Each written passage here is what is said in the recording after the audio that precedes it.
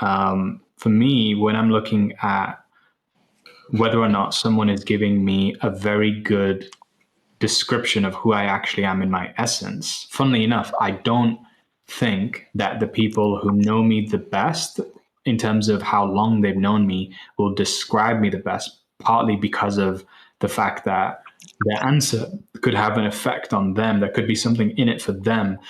If they was to say something about who I am, whereas the relationships of which have been where there's no attachment, there's no agenda from the other person as to the answer that they give me, I tend to find that that's actually where I get glimpses of my essence, because they'll just give a description of who I am and be like, you know, you remind me of this, or you're so like this. And it's just something that's coming out. Like, it's not actually there with any agenda. It's just like an authentic expression. I give you some examples.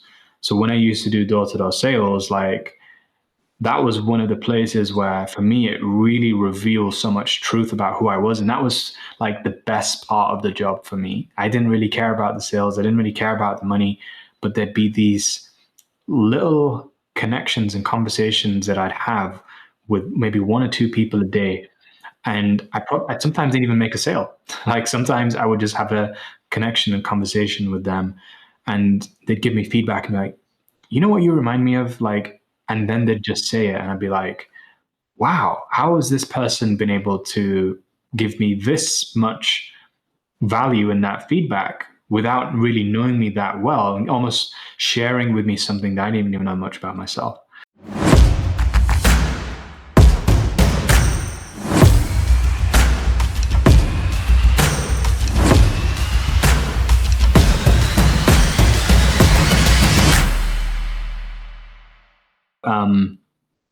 Yeah, the topic of conversation today is on, I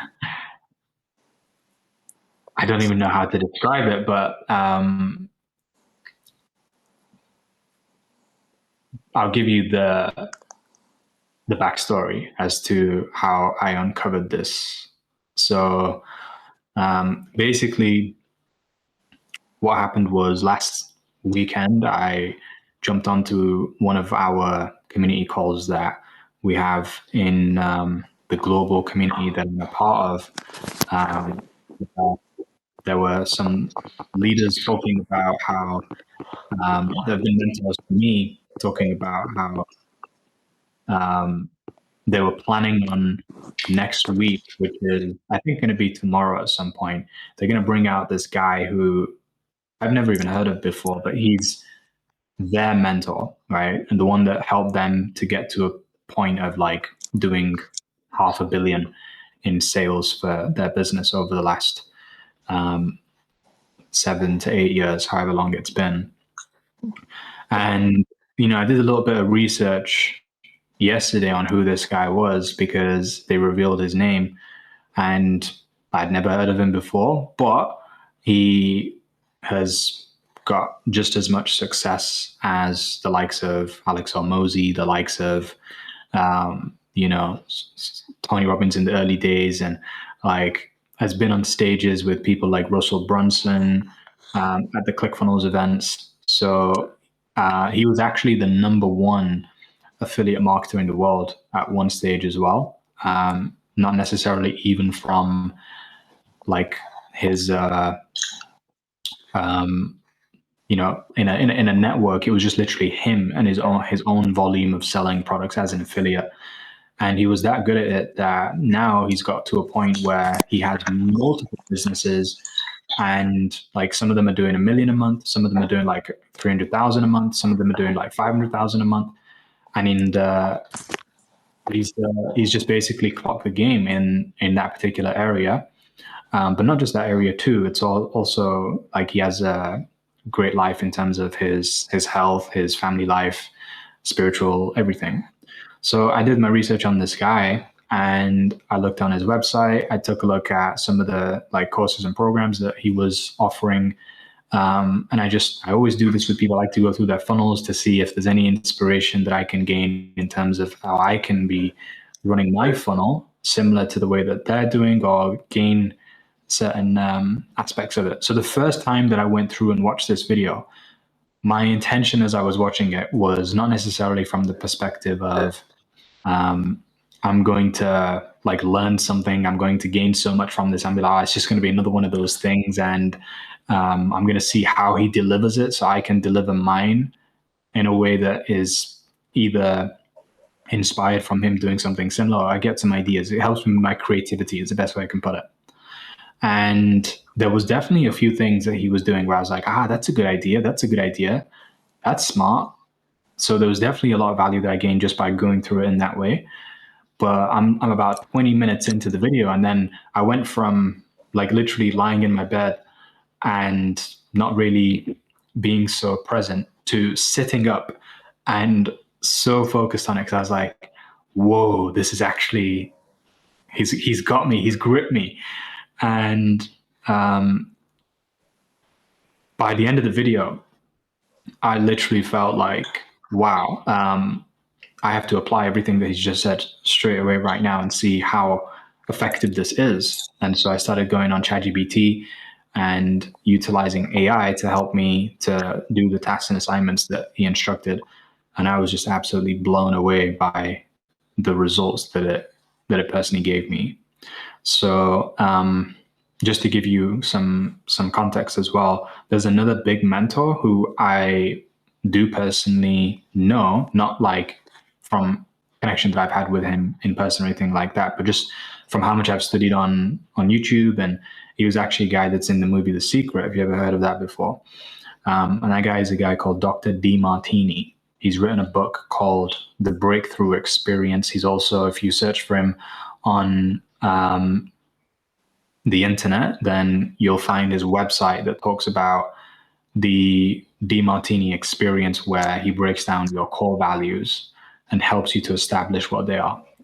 So the thing for myself is that I always knew what my core values are, and I always knew what values were.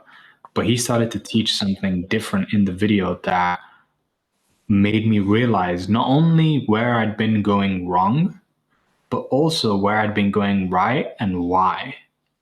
And it's almost as if like I couldn't explain it. I couldn't put it into words. So when I started to reach a certain level in my business and success and just experiencing all this alignment, synchronicities, etc., when I got to that level, I became what's called unconsciously competent. I started to do things and I didn't even know how it was working so well for me. So I couldn't replicate it, duplicate it, and teach it to other people.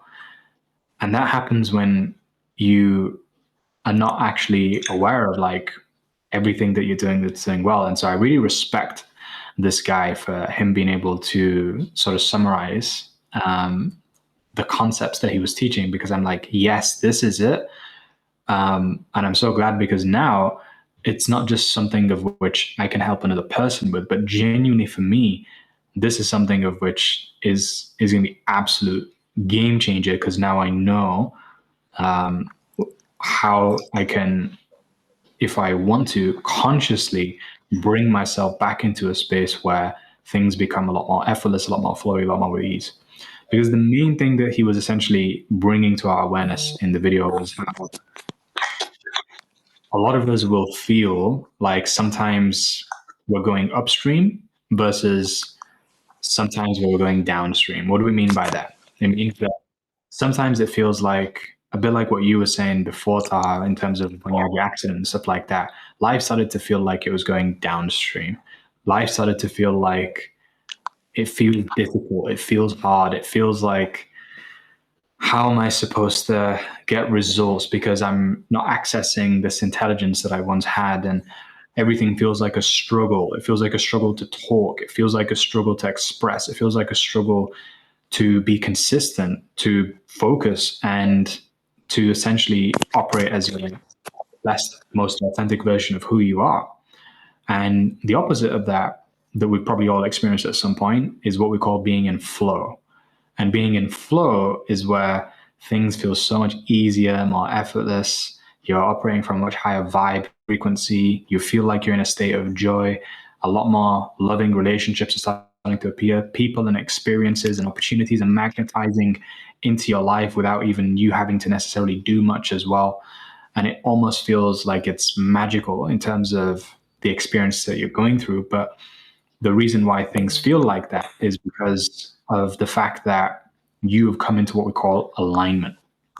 And when you're in alignment, then the attainment that you have with your results just becomes natural. It becomes part of your life.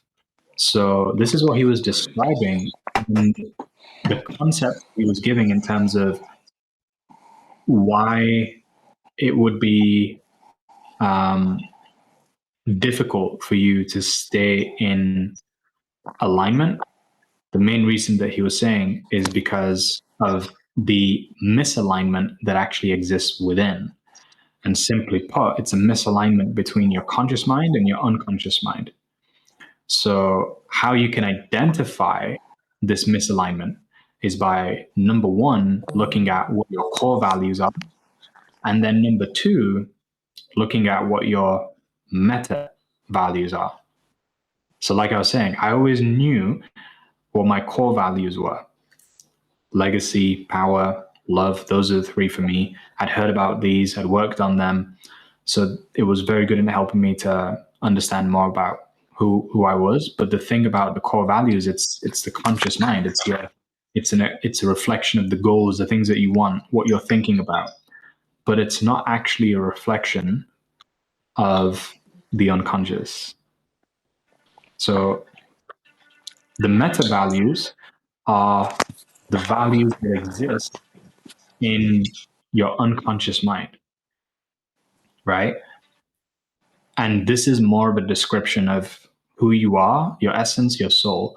So when you have a discrepancy between your core values and your meta values, then this is where you're unable to be in that state of flow, manifest easily, and have things start happening in your life and attracting the abundance that you want to attract the way you want to attract it.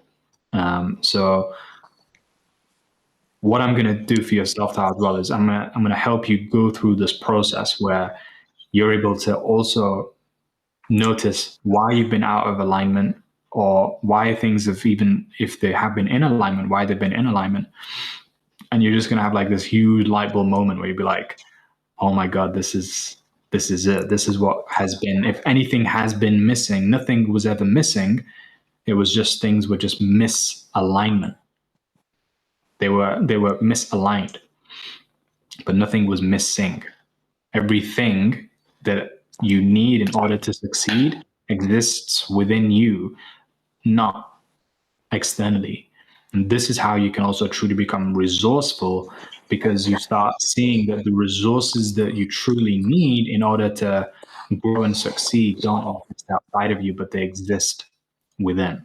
They've been divinely blessed and given to you. So if we were to start off with looking at what your core values are, then we take a look at the three different things, three main values, through the three main resources that you can allocate. So the number one main resource we can allocate is money. The second is time. The third is energy. So if you was to look at right now, like, where do you spend the most amount of your time? Where do you spend the most amount of your money? Where do you spend the most amount of your energy? Where does it currently go right now? This has helped us to identify what your core values are.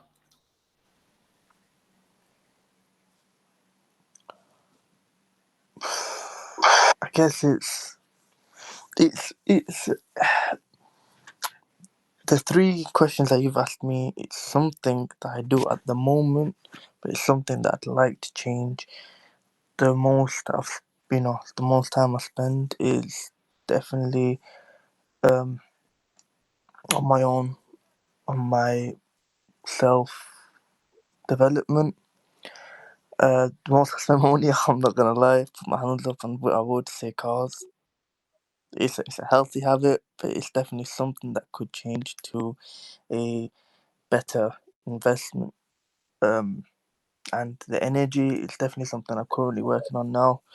Is I'm looking to get more into sports. I'm already a very athletic person.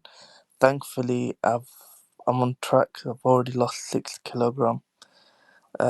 So yeah, I'm looking now to try out something new. I'm looking maybe to do less wrestling and get into MMA. Okay. So it's one of those things where it's not only that I have to know my values, but I feel like I have to find them out as well. That's fine. That's what we're here to do right now. Welcome, Yasmin. I didn't see you jump in for a sec there. This live is going to be life changing. That's all I'm going to say. So yeah, I just read the little intro that you put up before the video goes up. So I need to watch this one. So that's all. Yeah, I'm just gonna listen in for now until my. That's fine. Whilst you're listening, you can be experiencing the benefits because Okay, cool. yeah, that can work. So Taha, you were just saying about your core values there, that where you're spending the most amount of your money, one thing that you find yourself spending on is like time, cars. It's like probably the biggest thing that you think you're spending your money on right now. Yeah, my bank account would agree. Yeah. Is there anything else? You know what? Let me just have a look at my my bank account. Let's see what I spend my money on. Yeah.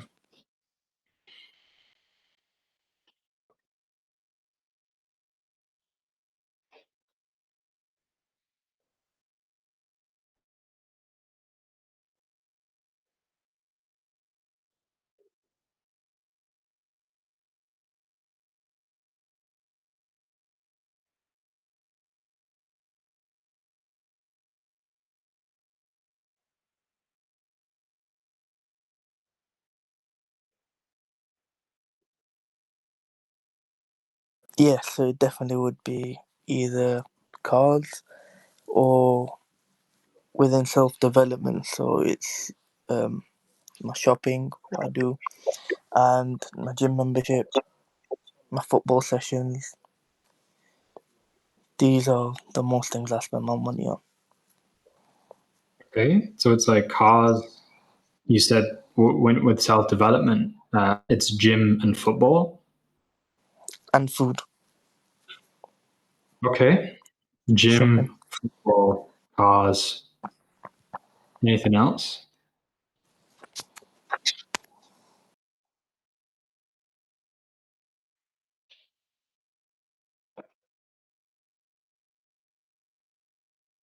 No, probably the one odd day that I'll be going out with family or friends. Yeah. So let's now look at time in terms of where you spend the most amount of your time. Like where do you feel like that goes toward? So my time would be to work my normal job and to work on my business as well, and have some time to learn more about myself. That's definitely something that I'm adding more. Yeah. So we've got work, we've got business. Is there anything else?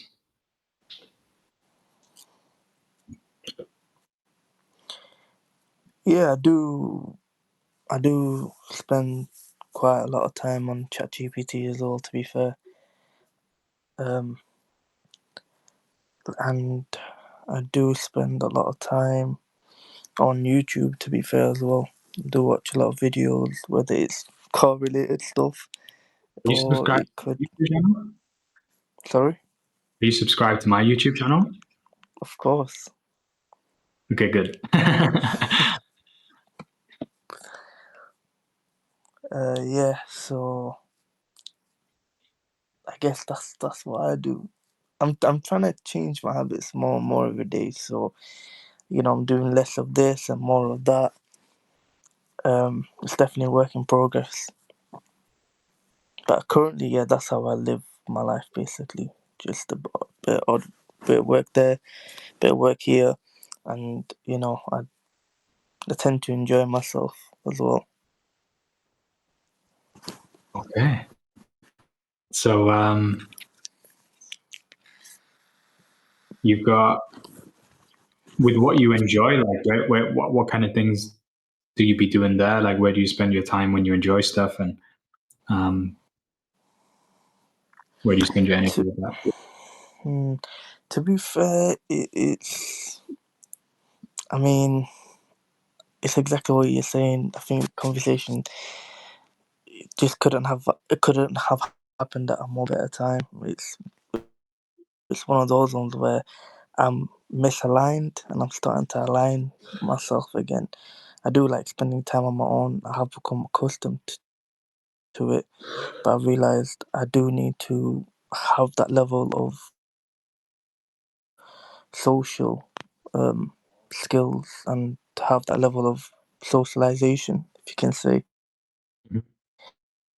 speak a lot more, to put myself around more people, whether it's with you guys on this call, whether it's me heading to MMA training or wrestling training, whatever. Definitely need to put myself out more.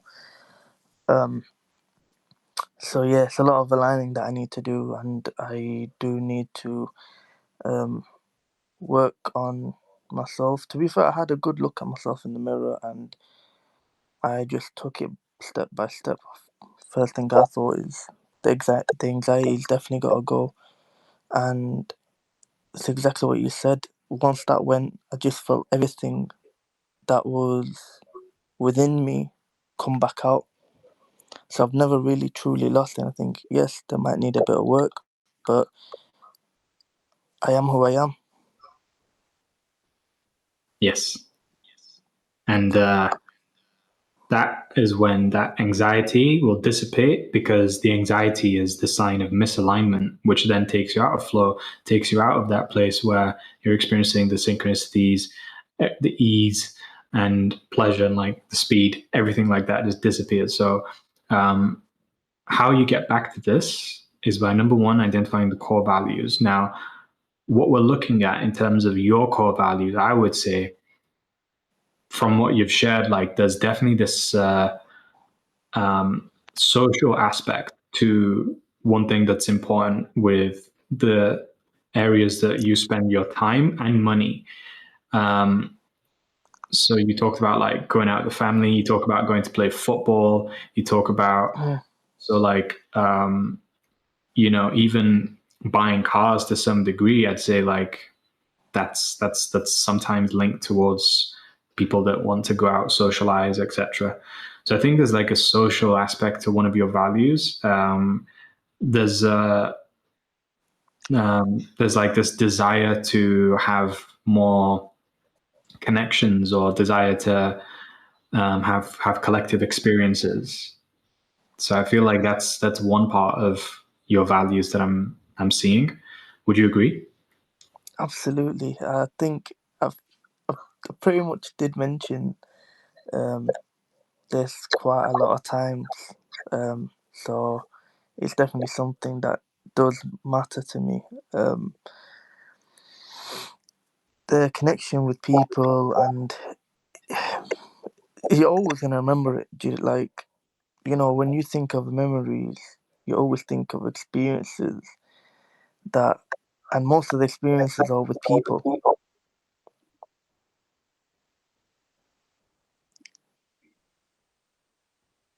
Okay, yeah. So for you, like that's part of the big thing that you want. Another thing that you mentioned is like the physical mastery over your body, where you want to be able to like start eating healthier food. You want to be able to start doing MMA, be able to doing more athletic things. Football is another part of that. So would you say that it is the value there of like fitness? Yeah, I guess so. When I look at fitness or healthy wise, I'm not only talking about my body. I'm talking about just my whole life in general. But going back to what you were saying about finding my values, do I ask myself as me at the moment, or do I ask myself who I want to become? Because I do feel like values do change as you grow as a person. Yeah. So the easiest way to look at that is that your values will represent who you want to become. Because if you're spending money, if you're spending time, and you're spending energy on these things, then that's showing that like you want to become that, right? So Mm-hmm. let's say, for example, I want to become somebody who is a successful entrepreneur. Well, if I spend money on going on loads of different retreats, events, masterminds to learn business from business people, I'm showing that I want to become a successful business person. You get what I'm saying? So like Mm-hmm. for what I'm seeing in terms of where you spend your time, money, and energy, I think you want to become someone who is is strong and fit. Like that's definitely something that you've you've showcased. But I think what might be a better value in that particular area isn't necessarily fitness, because that misses out like the holistic transformation that you want to experience. You can just see that you're probably going to experience a lot of growth when you focus on the area where it might not necessarily be how you want it to be right now, and you know it can be improved. So I think that Mm-hmm. your value is not necessarily fitness there. I think it's growth. Okay.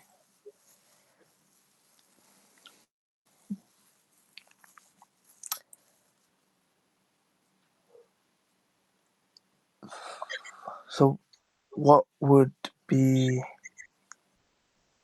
the the next question? Well, we've got two so far. We've got growth, and we've got, I think it's like a family value that you have. I think you got like a family value. I think you got growth. I think those are two ones that we've picked up on so far. We like that social one. You know what? Yeah, absolutely right. I never even thought about it, but you know, You're like, you know who thinking you're like, and you're like, then you're like Vin Diesel in Fast and Furious. It's all about family. do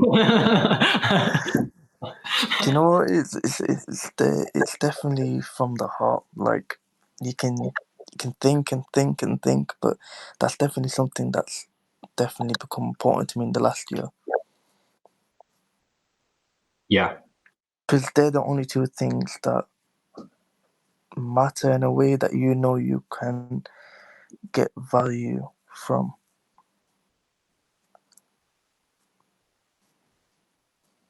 Well, the two that we've discovered so far, maybe there might be a third. I'm just thinking back to some of the things that you were saying in terms of where you spend your money, where you spend your time, where you spend your energy. Um, and another big thing that you said was work. You said like Mm, uh, your business, your work. So that can definitely help with the family value. It can help with the growth. So it could come under.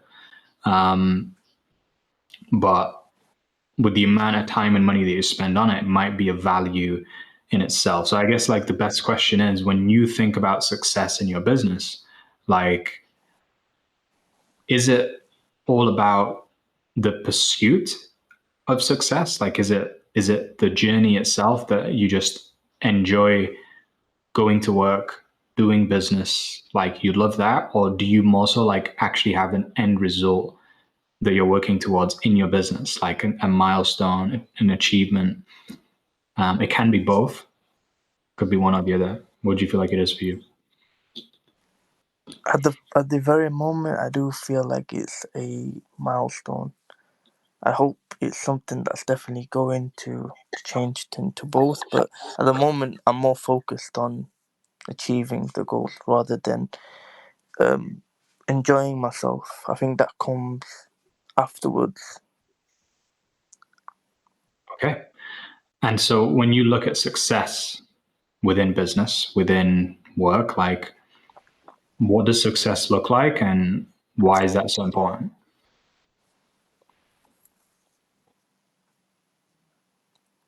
Guess success to me in business would be to definitely, I mean, it's mostly money based, wouldn't it? I mean, anything with a pound sign on it is definitely valuable. So it is definitely something that's money based. And I am speaking about it as the person I am today. And I do definitely know that my view on it will definitely change. But yeah, I definitely see it as more of a money thing at the very moment. I think that's what defines success. Because if you know it's a money thing, right, and you achieve that, you've basically achieved your goal. And I don't know what is there to come. Maybe there's relationships to build. Maybe there's skills that I know that I can get. There's so many different things that I can get along the way as well. But at this very moment, I don't know what it is. Okay. So how would you feel if you had like how much money would feel great where you'd feel like you're successful? The truth is, I think most of us can agree to that. It's not necessarily the money; it's the time.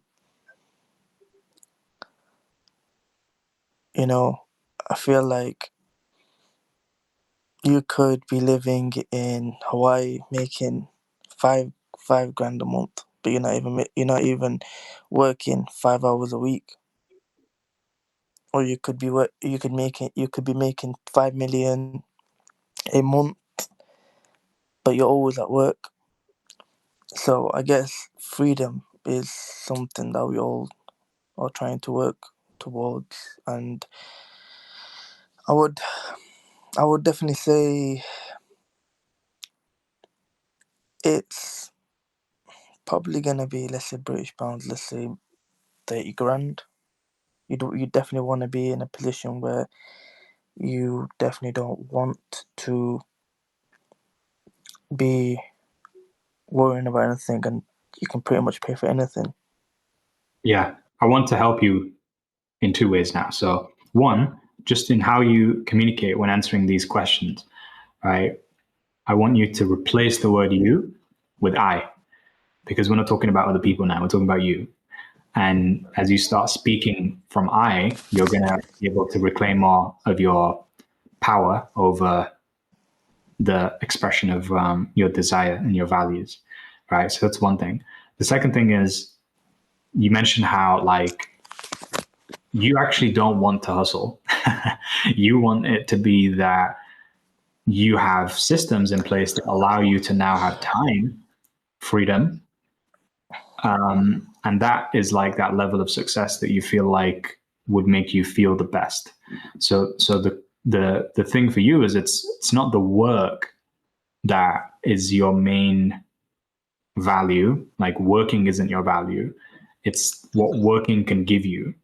So when Yeah, when you, when you think about having all the time in the world, like how would your life be different then? What would you be doing when you have an unlimited amount of money, time, you just do what you want? so you've correct me if I'm wrong, but you've basically asked me if I had unlimited money and unlimited time. Yeah, like what kind of lifestyle would you have then? I think it's definitely it's pretty. I'm pretty much painting the picture because I did mention family. I did mention about lifestyle, about myself, and how I want to live. Yeah. And to be honest with you, So I this is the just want to question. live a good life.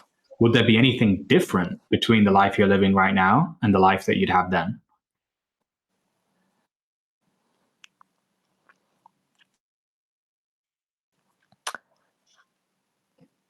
Absolutely.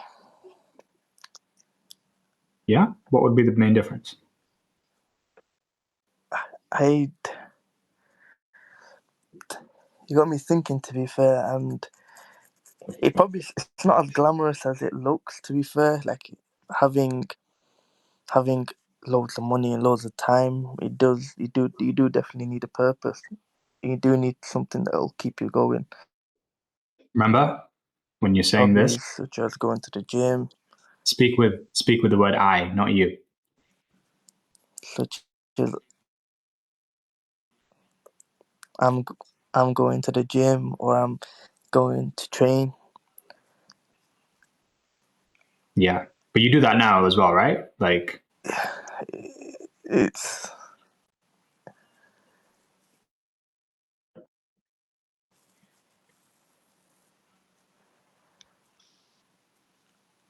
I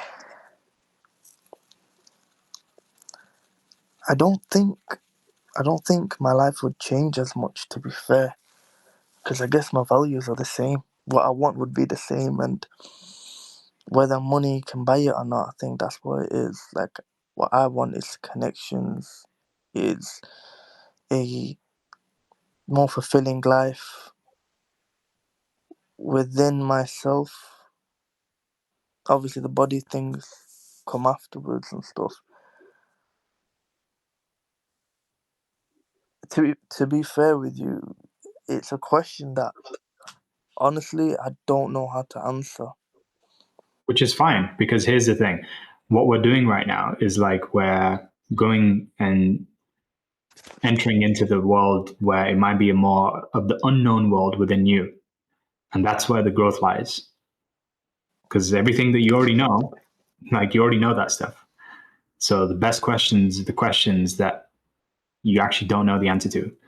And the thing is usually for men that are less connected to their intuition, it's kind of difficult to go beyond that. And I remember when somebody first started to do this with me, was asking me questions that I didn't know the answer to. I was like almost defensive and impatient, because I was like, why are you asking this question?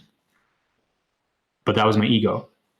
And it was more of a question that was needing to be answered by not the ego. So what I'm hearing really glimpses of from the soul that's like whispering right now is I'm hearing that at that time where it's like you've got yourself taken care of and you're able to grow, you're able to become a better person, etc. And you also got a great family, like you want to have a sense of purpose. You want to have a sense of fulfillment that can come from your purpose. So if I was to ask you right now, like, what do you feel like would be the most purposeful type of action that you could be taking, or the most purposeful life that you could personally experience? Like, what would that look like?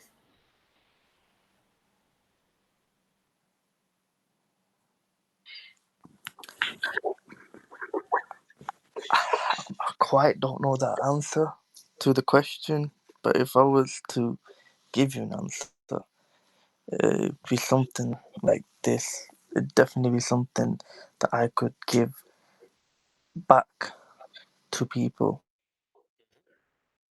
Yeah. So now Something that's here's a way that we can, worth. yeah, here's a way that I can help you.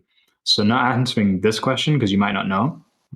Another way that you can answer it is based off of what you can see in the world.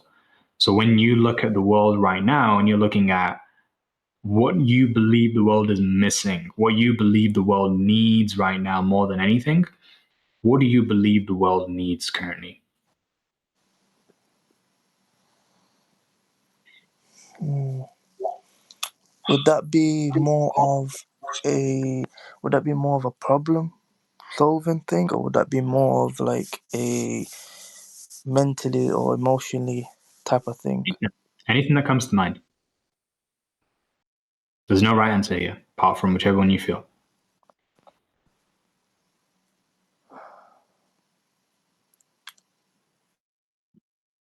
what pains you the most to see in the world, where you're like, you almost get angry, you're like, bothers you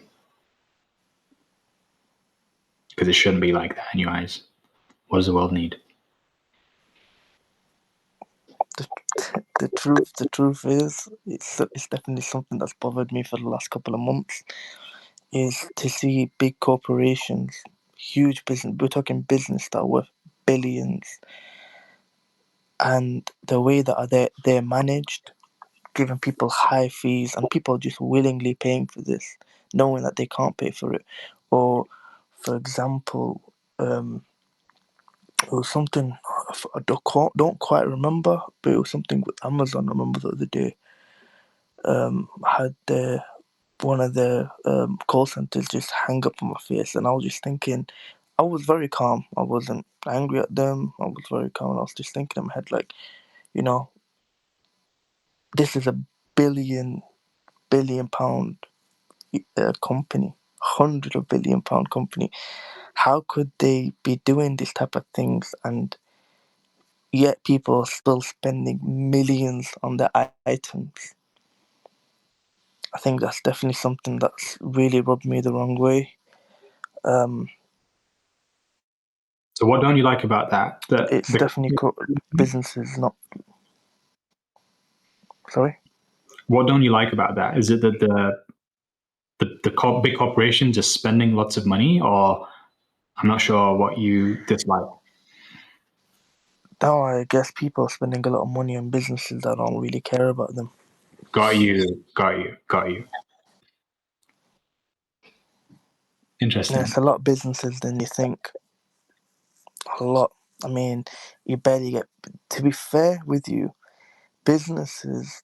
I see a lot of businesses. They're making hundreds of millions.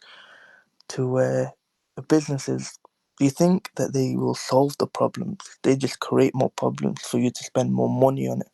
It's a mind-boggling topic, but I feel like that's definitely something to make things more accessible, more easier for people, to actually make people's lives easier. Okay, so what I'm hearing is it's like you hate consumerism right now that exists in the world because it feels as though it's not coming from a place of service, but it's coming Mm-hmm. from a place of almost parasitical, and it's lacking care and compassion, of which the people who are spending the money could be gaining so much more value for what they're doing with that money. So, what do you feel like bothers you the most about that? Is it the fact that people are spending money and not getting what they could in return if they spent elsewhere? Is it that the companies just don't care? What is it do you feel like is the thing that bothers you the most about all of this? I think it's more on the part that the companies don't care. Mm. Yeah. To be fair, there's a lot of things that I dislike about the world. To be fair, about how the world is run, and I think business is just one side of things. But I feel like that's a lot of things that, like, I think I just see some things differently. I guess it's just that I see that their business, they don't care. I see a lot of solutions for consumers.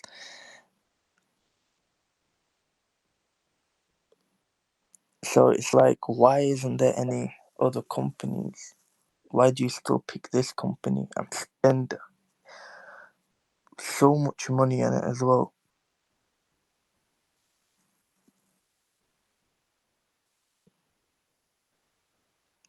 Mm-hmm.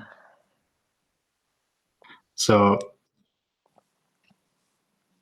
let me get this straight. Like, if the company genuinely cared, and it was a huge company, it could be $1 billion company, $1 trillion company, but the company cared, and the people were spending millions, would you be happy with that? Would that like solve the way that you view it? Absolutely. I think it's it'll definitely be a business that you're happy. To be fair, I'm speaking about a lot of businesses. That's the truth, and the businesses I'm speaking about it's more of the ones that are making the most money. Yeah, But I think, go ahead. I would say like the banks. Like that's probably a good example where people give a lot of money and they just don't care. I think the banks, yeah, that they definitely fall into that category. But Yeah. I think the banks are pretty much well known in that type of way, coming to like religious reasons why we don't do that type of stuff and all of that. But if you're actually putting money, I remember seeing a website, and I was looking, I was like, why are people spending so much money? I used to spend money on the website. It used to be like £20. Okay, that's fine, no problem. Until it told me to pay like 60 quid. And I was like, there's no way I'm spending that much money. Did a bit of research, they're turning over £282 million a year. And I looked at the platform, I was like, okay, they're missing out so much things. There's a million ways to make this better. I just don't see the reason why I'm spending that money. And worst of all, that company now are getting more greedy. They're not only asking for more money, and I know people will definitely pay for it. It's a very active place. I definitely know people will pay for it, but also it's asking for other charges now. It's lowering rates for people that are doing business on their sites. It's just going upside down, to be fair, and that's something that's really annoyed me. And I just started to see the effect. I just started to see it more in businesses, like I mentioned, Amazon. There is a lot of it going around, to be fair, and that's the thing. Like I think what we spoke about yesterday doesn't mean that I stopped pouring money into that company. That everyone will. There's still going to be people pouring in money to the company, and people just accepting it. So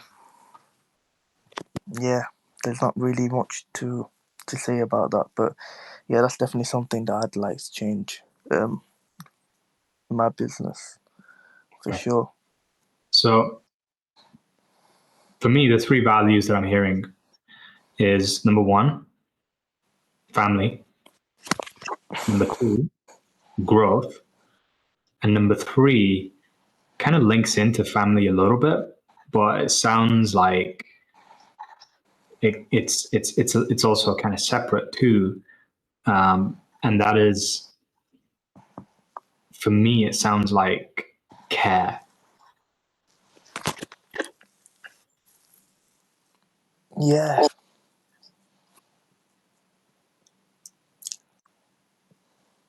I think it just goes back to what I was saying earlier, like just want to live a good life. To be fair, this world, has its good and has its bad.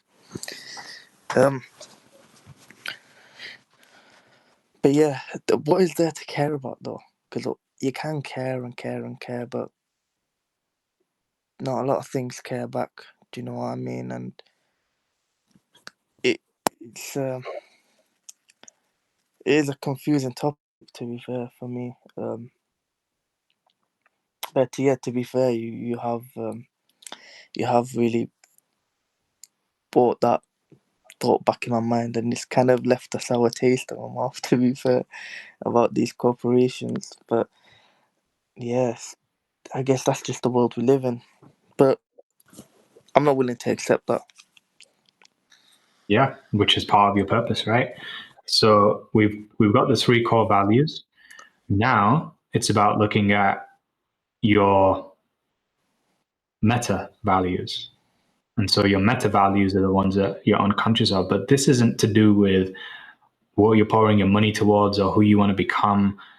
What this is about is looking at what are the actual parts of your being and your essence that have been consistent over time. So if you was to think about the way that other people describe you, the way that people say that you're unique, what are the kind of things that people say about you that sort of makes you stand out, separates you from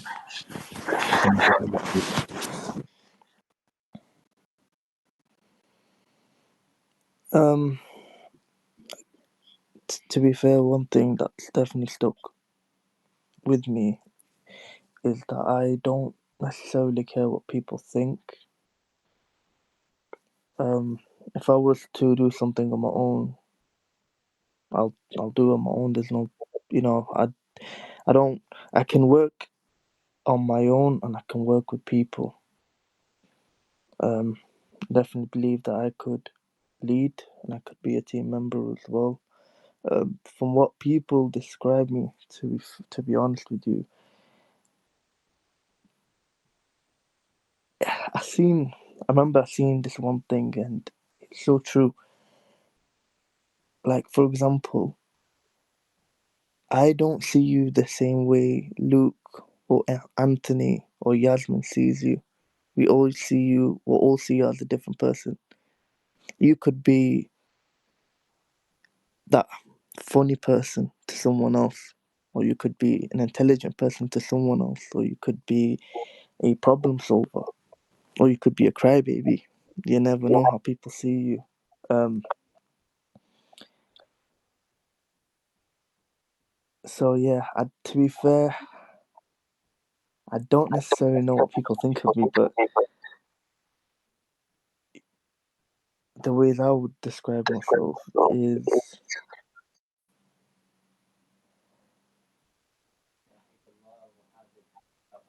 I definitely have a lot of resilience. I mean, I've known you for 3 years and I've always had that same attitude. So it's something that's never left me. I see that. And the thing is I get what you mean about like not caring about what other people think. I'm the exact same. Compared to most people, I really don't give a crap about what other people think. And that doesn't necessarily stop me from being able to hear what other people have said, because I can hear it, but I don't have to care about it. Do you know? Sorry to cut you off, but to be fair, it's just the relationships I have, the current person that I am.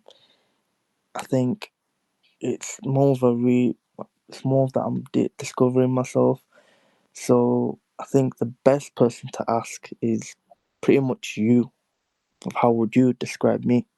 Yeah, I mean that could be a good thing too, because what I was going to say is that for me, when I'm looking at whether or not someone is giving me a very good description of who I actually am in my essence, funnily enough, I don't think that the people who know me the best in terms of how long they've known me will describe me the best, partly because of the fact that their answer could have an effect on them. There could be something in it for them. You know, if they was to say something about who I am, whereas the relationships of which have been where there's no attachment, there's no agenda from the other person as to the answer that they give me, I tend to find that that's actually where I get glimpses of my essence, because they'll just give a description of who I am and be like, you know, you remind me of this, or you're so like this. and it's just something that's coming out. Like it's not actually there with any agenda. It's just like an authentic expression. I give you some examples. So when I used to do door-to-door sales, like that was one of the places where for me it really revealed so much truth about who I was, and that was like the best part of the job for me. I didn't really care about the sales, I didn't really care about the money, but there'd be these little connections and conversations that I'd have with maybe one or two people a day, and I sometimes didn't even make a sale. Like sometimes I would just have a connection and conversation with them, and they'd give me feedback and be like, you know what you remind me of, like, and then they'd just say it, and I'd be like, wow, how has this person been able to give me this much value in that feedback without really knowing me that well, and almost sharing with me something that I didn't even know much about myself. So this is one area. Another area was when I used to work in this company where I was a remote worker. I was called in to go into the office one time, and they were all like new to my presence, my aura. And I think Yasmin, like even when I met her for the first time, like she was trying to do this too. So you'll probably relate. And because it was an unfamiliar aura that stood out to Newcastle based office that I was going into, they were all just trying to figure out like who is this guy? Like he reminds me of this. And one person said that I reminded them of someone who seems like they're super calm, but almost to the point where you're worried that they might even be sedated. Like that's what one person said. Another person said that everything that I say almost seems like it's going to be the last thing that I'm ever going to say. Like, To, to be fair, when I first met you as well, and I never wanted to say this, but I kept on looking at you, and then I was like, "Is this guy gonna say something?" Because you're just very like cool and just like relaxed, and then when I think you're gonna say something, you're just like quiet. how did I go again, right? So then that's what another person said. And then the final person, I think they summed up myself better than anybody ever has. And I could tell they were trying to work this out like for the entire day. And the simple answer that they gave was, you know what you remind me of? You remind me of like a river. You're like the ocean. And I was just like, you know what? That's pretty spot on. That's what I'm like. That's who I am. I have depth. I'm a calm person. I flow. Like this is me. I have also got quite an emotional internal system. So that's the best way to describe myself. So what I'm basically sharing here is that in the moments of which I've been able to get the best feedback as to my who I am at my soul level, this essence has come from people who didn't really even spend that much time, who don't know me that well. But they've been able to give like this feedback. So I always listen in, not necessarily hear of the people who are trying to judge me. When it's coming from judgment, no, like that usually comes from closer people around you projecting. When there's no judgment, and it's just literally no attachment, no care about it, nothing matters. Who are you at that point? So I think a good person to ask here, I mean, you can ask myself, but we also have another person in the room. Yasmin, you've not met Taha in person. You only like actually heard his soul speak over the calls that we've had during this time. So you'll have formed somewhat of, an understanding as to what his essence feels like. From your perspective, how would you describe Taha? If I'm based on what I've heard now this evening, I'd say for a young person, I'm assuming you're quite young, yeah. I think for a young person to feel that deeply about others, as in to care about what their lives are like what you said about the big corporations and stuff. Not many youngsters, are that selfless yet. it takes when you as you get older and you have your own responsibilities and families, and then you start to think of others in the same situation and you feel the empathy. So Mm. I think that's a sign of wisdom at a young age.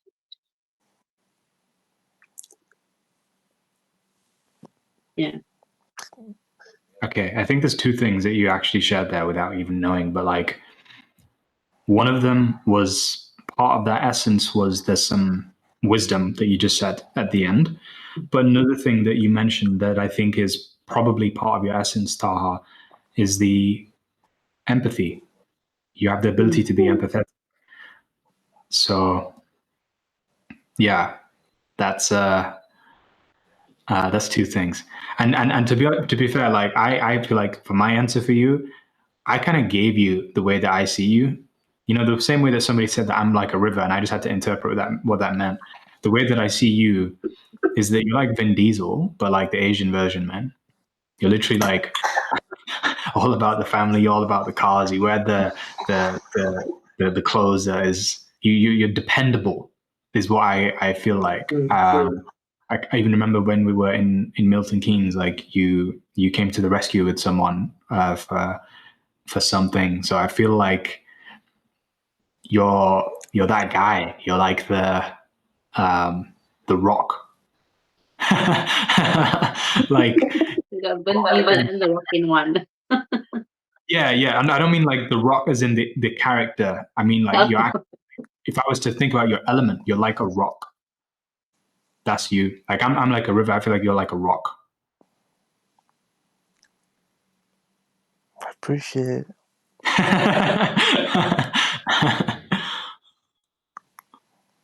Yeah, I do see it, to be fair. Yeah. Yeah. To be fair, it has been a very interesting call. You know, it got me thinking. But I feel like, especially what you told me last night as well, about the best feedback would be from myself. And it's more of the thing where I know for a fact, because I've been through this, that I'm not going to be the same person. Maybe the empathy side of things definitely not going to change. That's always been a part of me. But yeah, that's something that I'm always. You know how you get people that are stuck in the past? I feel like I'm more stuck in the future. I'm getting ahead of myself a little bit too much.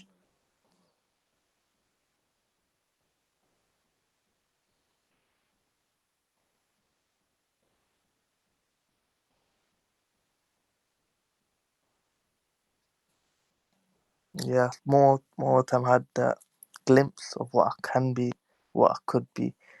I definitely know that the person that I am speaking as right now is not completely who I am.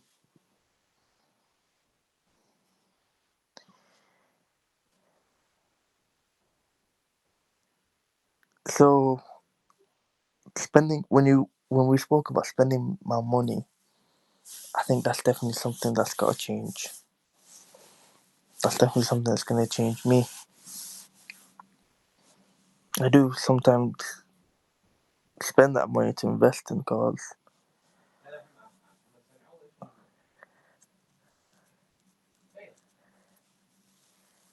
But yeah, definitely can attend to more events. Well, I think 10. what it sounds like is that you're doing your best to essentially get what you want because your values are going to determine what your goals are, what your vision is for the future version of who you want to become.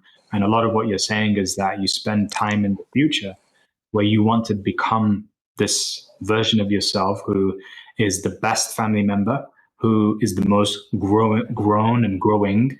You want to become that guy who's like actually showing care as well as being somebody that cares. So this is everything that we're seeing about who you want to become in the future.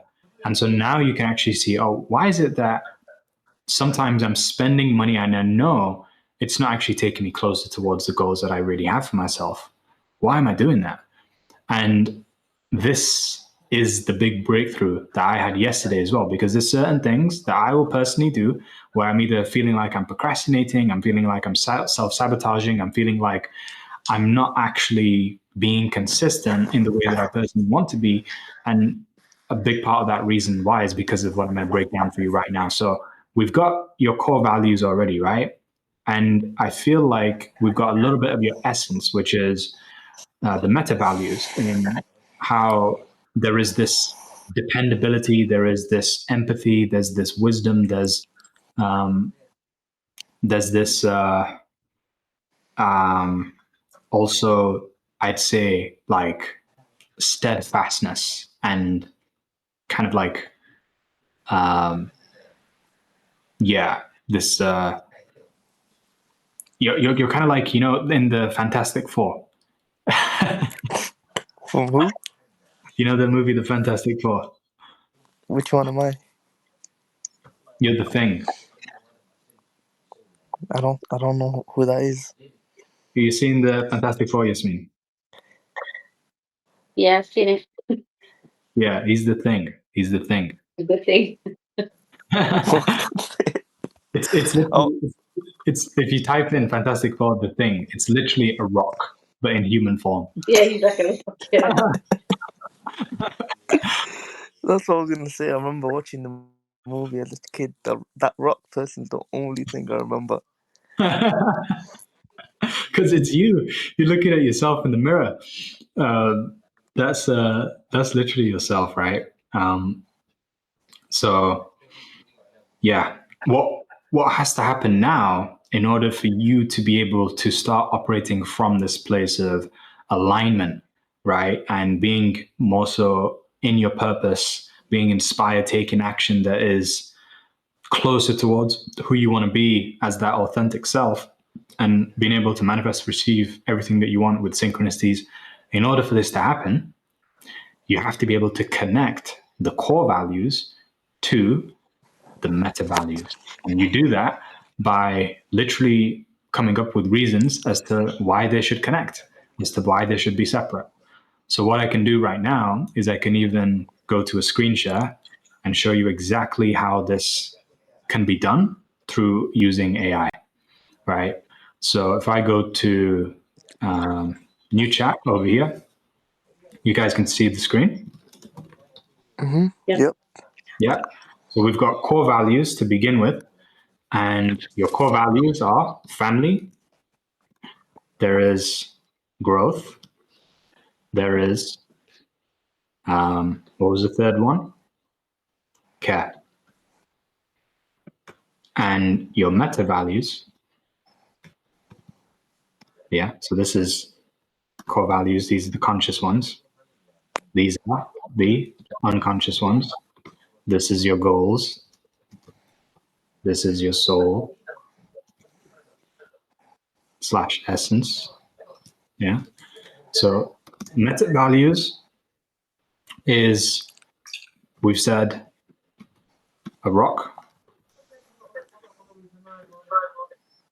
like dependability, steadfastness. Also, there is the empathy. Was there anything else you said? Wisdom.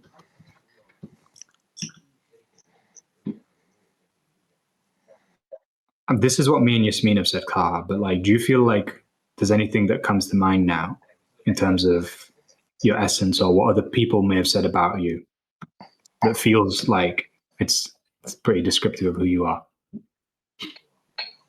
Or even, it didn't have to be what other people said, but just what you feel like is descriptive of who you are.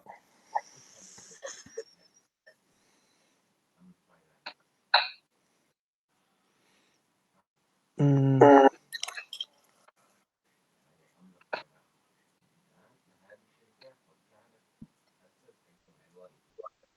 say hunger.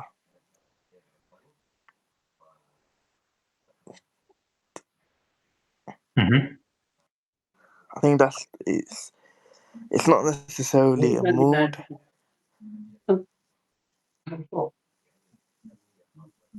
Sorry, I didn't quite hear what you said.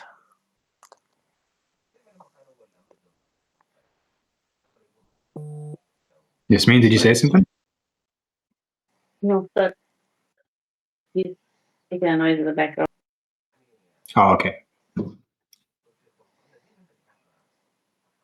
So you're saying hunger, Taha? Yeah.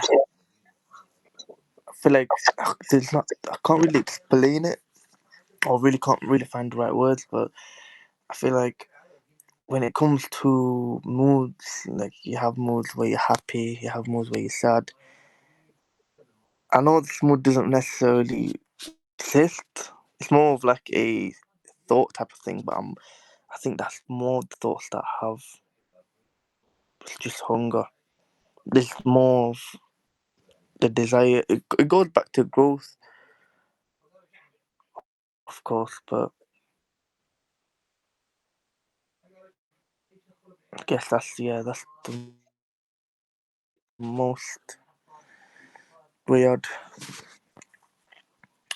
describe myself. So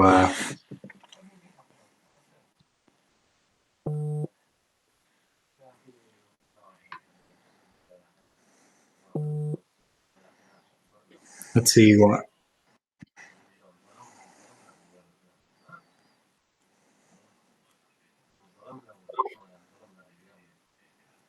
Do you feel like this is a good description of yourself?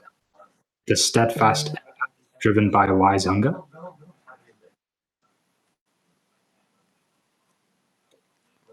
Yeah, I would say that is a way to describe myself.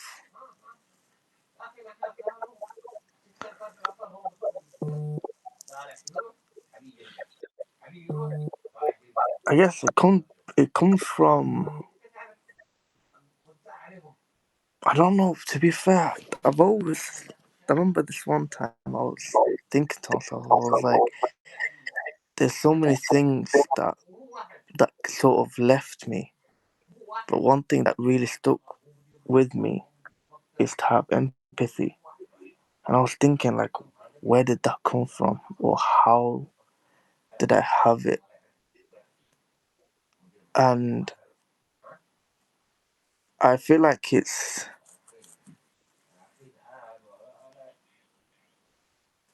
more of I I always know that I have my own back.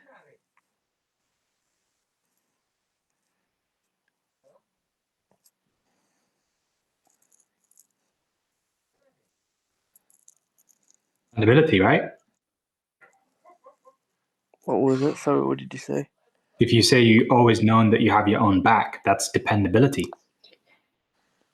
Yeah,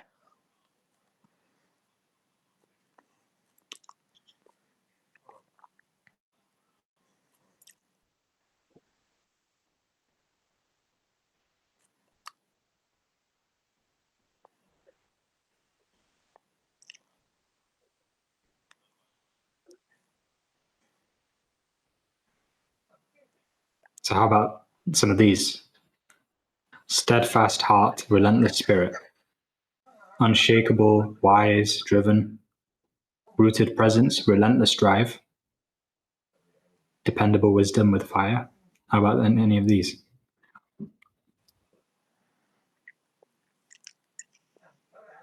it Which would be. Mm,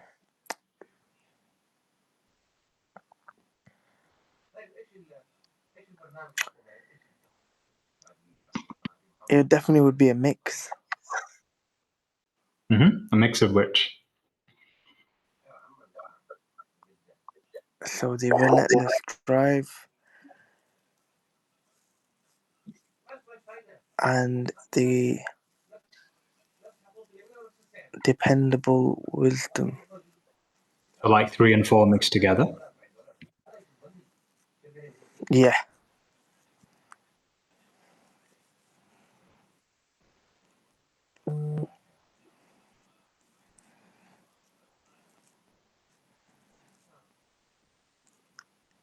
So what would it mean when it said rooted wisdom? That's good.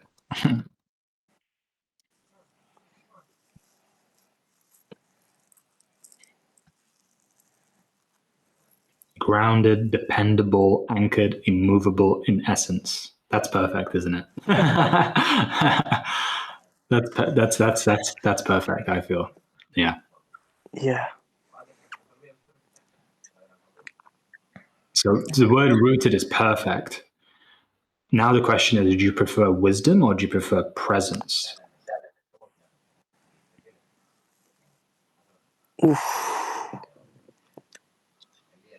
I think, correct me if I'm wrong, but I believe that wisdom comes from presence.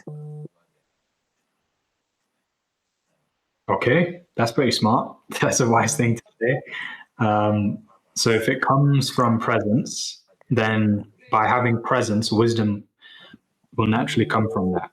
We feel like, Go back to what I was saying about once I pushed out the anxiety and stayed connected, the wisdom just fell through. I feel like I've always was capable of speaking and having a good communication skill, but I think in the past, when we spoke in the past, I feel like my head was not always in the right place. I like this one then. Rooted presence, relentless drive, like that is literally you.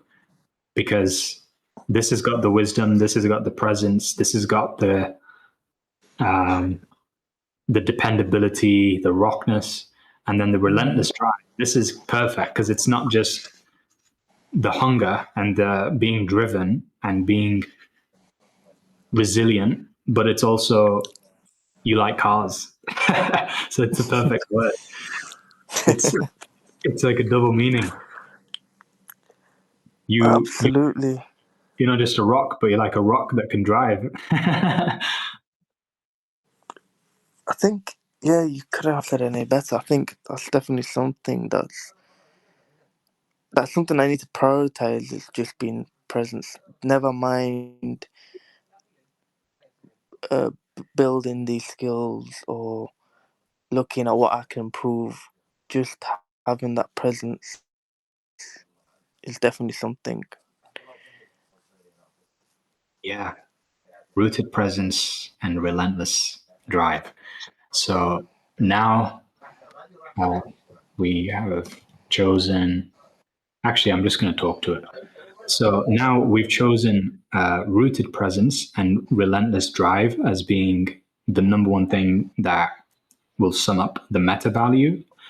What I want you to do is I want you to give 200 reasons and benefits as to why rooted presence and relentless drive would insanely benefit from having more of the goals achieved, the best family life, the most growth and care. Can you connect these together into 200 reasons with significant benefits, please?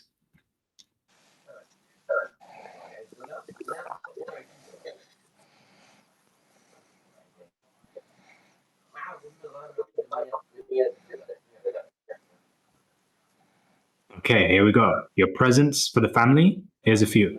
Your presence makes your family feel emotionally safe. Consistency builds across every relationship. Your rootedness stabilizes the emotional climate at home. Your drive provides long term financial security. Presence improves communication with loved ones. Drive creates opportunities for shared experiences. You become a model of resilience for your children. Rooted presence prevents reactive conflict. Your drive inspires ambition in your family. Presence strengthens intimacy. Drive creates generational wealth. So these are a few for the family. For the growth, you've got presence increases self-awareness. Drive accelerates skill acquisition. Presence enhances decision-making clarity. Your drive will push you outside comfort zones, help you identify true priorities. Your drive ensures consistent execution. Presence sharpens intuition. Drive builds mastery. Your presence reduces mental noise and distraction, right? And then for the care, you've got presence allows genuine empathy. Your drive ensures follow through on caring actions. Presence makes others feel seen. Your drive magnifies the impact of your care. Presence fosters deeper compassion. Your drive makes care practical and effective. Presence helps you understand others' needs. Your drive helps you meet those needs consistently. Presence creates emotional healing in others.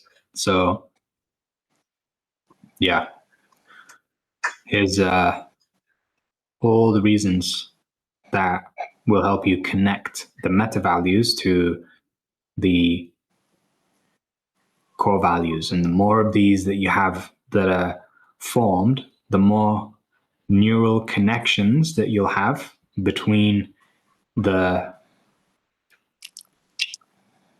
unconscious and conscious part of your being. But then it won't feel as though struggle all the time. It won't feel like anxiety, it won't feel like internal conflict, but it will feel like ease, flow, and it will feel like you're going to be able to actually get done the things that you want to do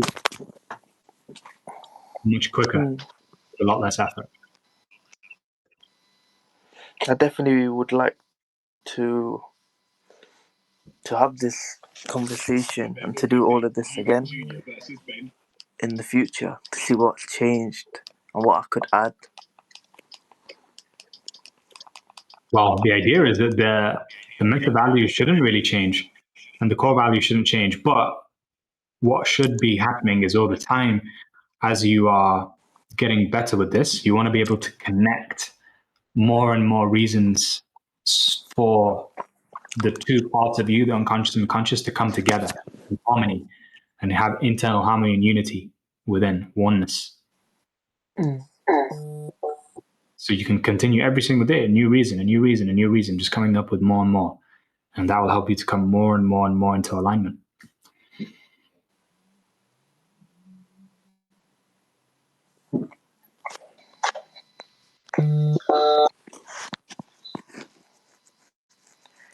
Yes, it's really interesting.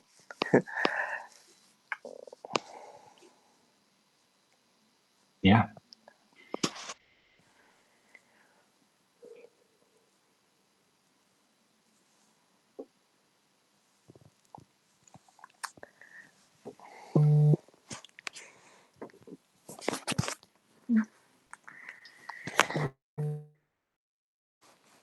There is a lot to uncover. So I feel like empathy is a really strong way to grab myself. I do agree with the next one as we were saying about every day finding out what's important.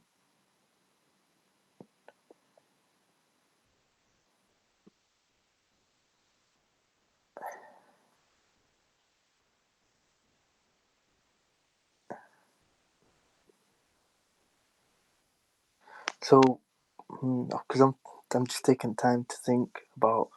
So, what would you say is the best thing for me to do after this?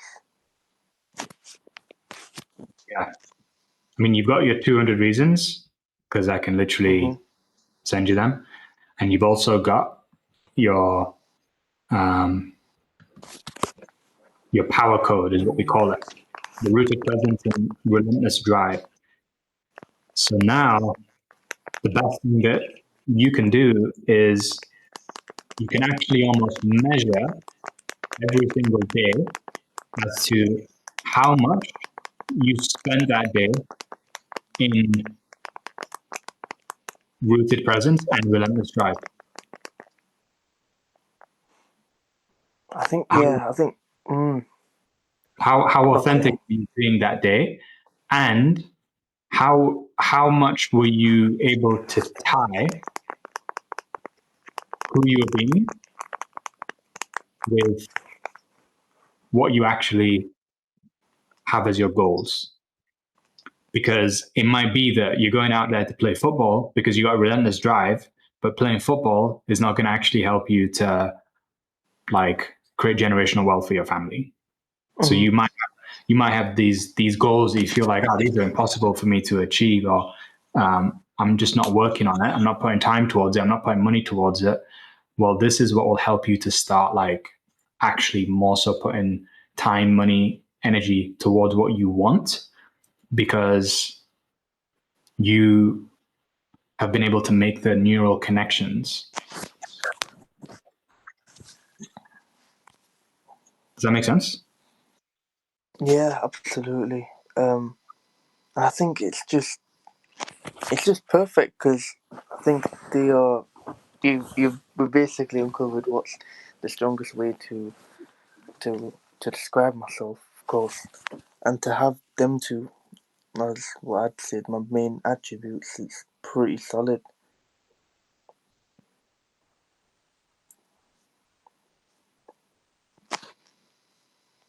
Presence and drive together, it's Rooted presence and relentless drive. Don't undersell yourself. rooted presence, relentless drive.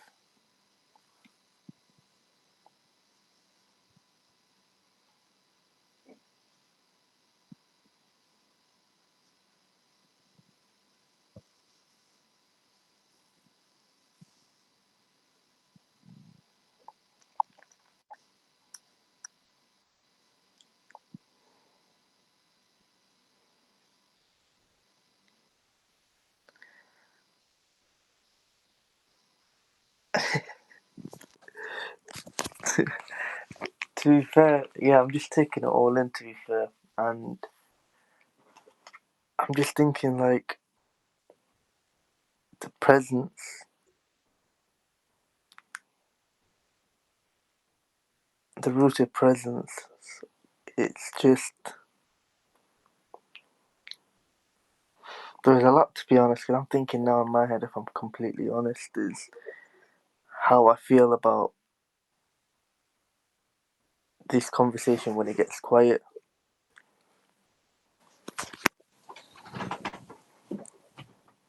Like, should I embrace it? Should I say something?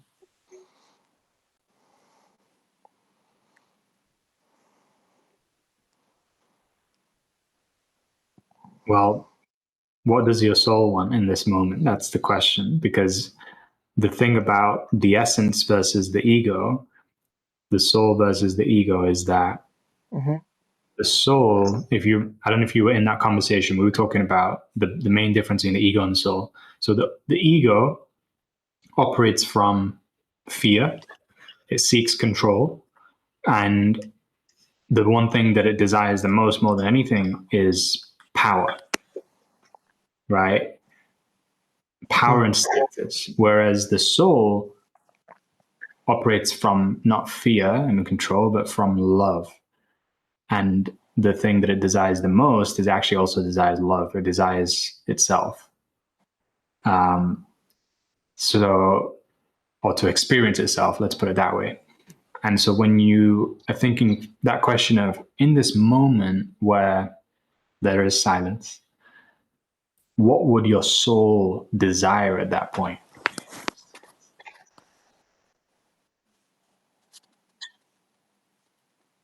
And now we know that your soul is, in the essence, it's the rooted presence and it's the relentless drive. So I can see why there might be, like, from the soul aspect, it might be like sometimes your ego could be, it goes into overdrive. the anxiety appears. So you don't want to take yourself into overdrive. You just want to drive. And I sometimes see what you do is you actually like steer the conversation, not in a way that you're trying to control things, but you're trying to like almost steer the conversation like you're steering a driving wheel. So maybe in those moments where there is silence, that could be the moments where, okay, my soul wants to come and play, and let me see if I can drive this conversation somewhere that will because here's how you want it to be. You don't just want it to be relentless drive, but it's relentless drive and rooted presence. So with this rooted presence and this gift of empathy and care, how can I drive this conversation in such a way where it might not just benefit me, but it's also going to be for the people in the room, like they're going to be able to benefit because you're tuned in to what others might actually want in this conversation. And that's where I really feel like I see you operating most from your soul, because the soul is giving, it's in service, it's in from this place of love, right? So I think that kind of answers that question of what should you do in silence. To be honest, to answer the question of what should you do ever should simply be, what does your soul want?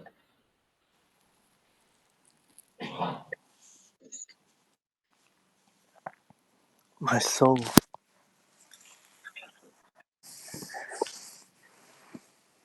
I guess if I'm just gonna push the anxiety to a side and just stop thinking, because one thing that came to my head was to rush back to try and remember what I used to handle, how I used to handle silence. There'll be days where I'm comfortable with it. There'll be days where I'd naturally just divert the conversation or keep it flowing. Mm-hmm. But for what my soul's telling me at this very moment is,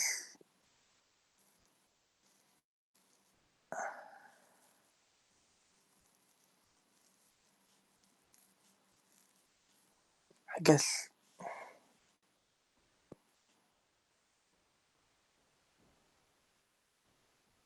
I got the answer, but I don't know if it's correct. But it's pretty much not to take it too serious.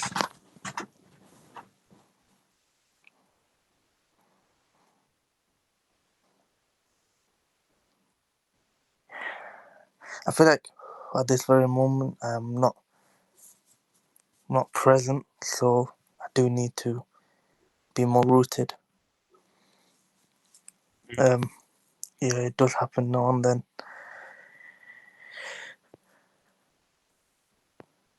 So the question for yourself is like, what helps you to gain that presence, that rooted presence?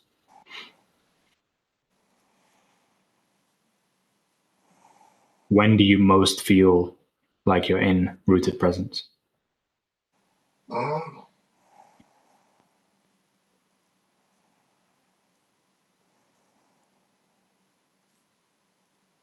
When I'm relaxed,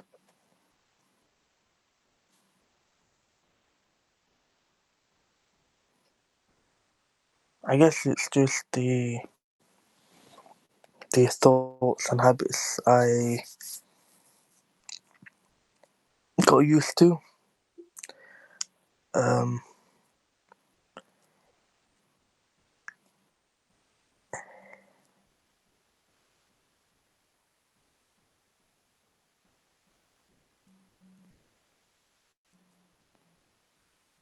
It's definitely. Do you know what it is? I'm in like two situations where I'll care a lot, and then I think that's one thing is to care less. But at the same time, it's something that I might be passionate about, or something that I might be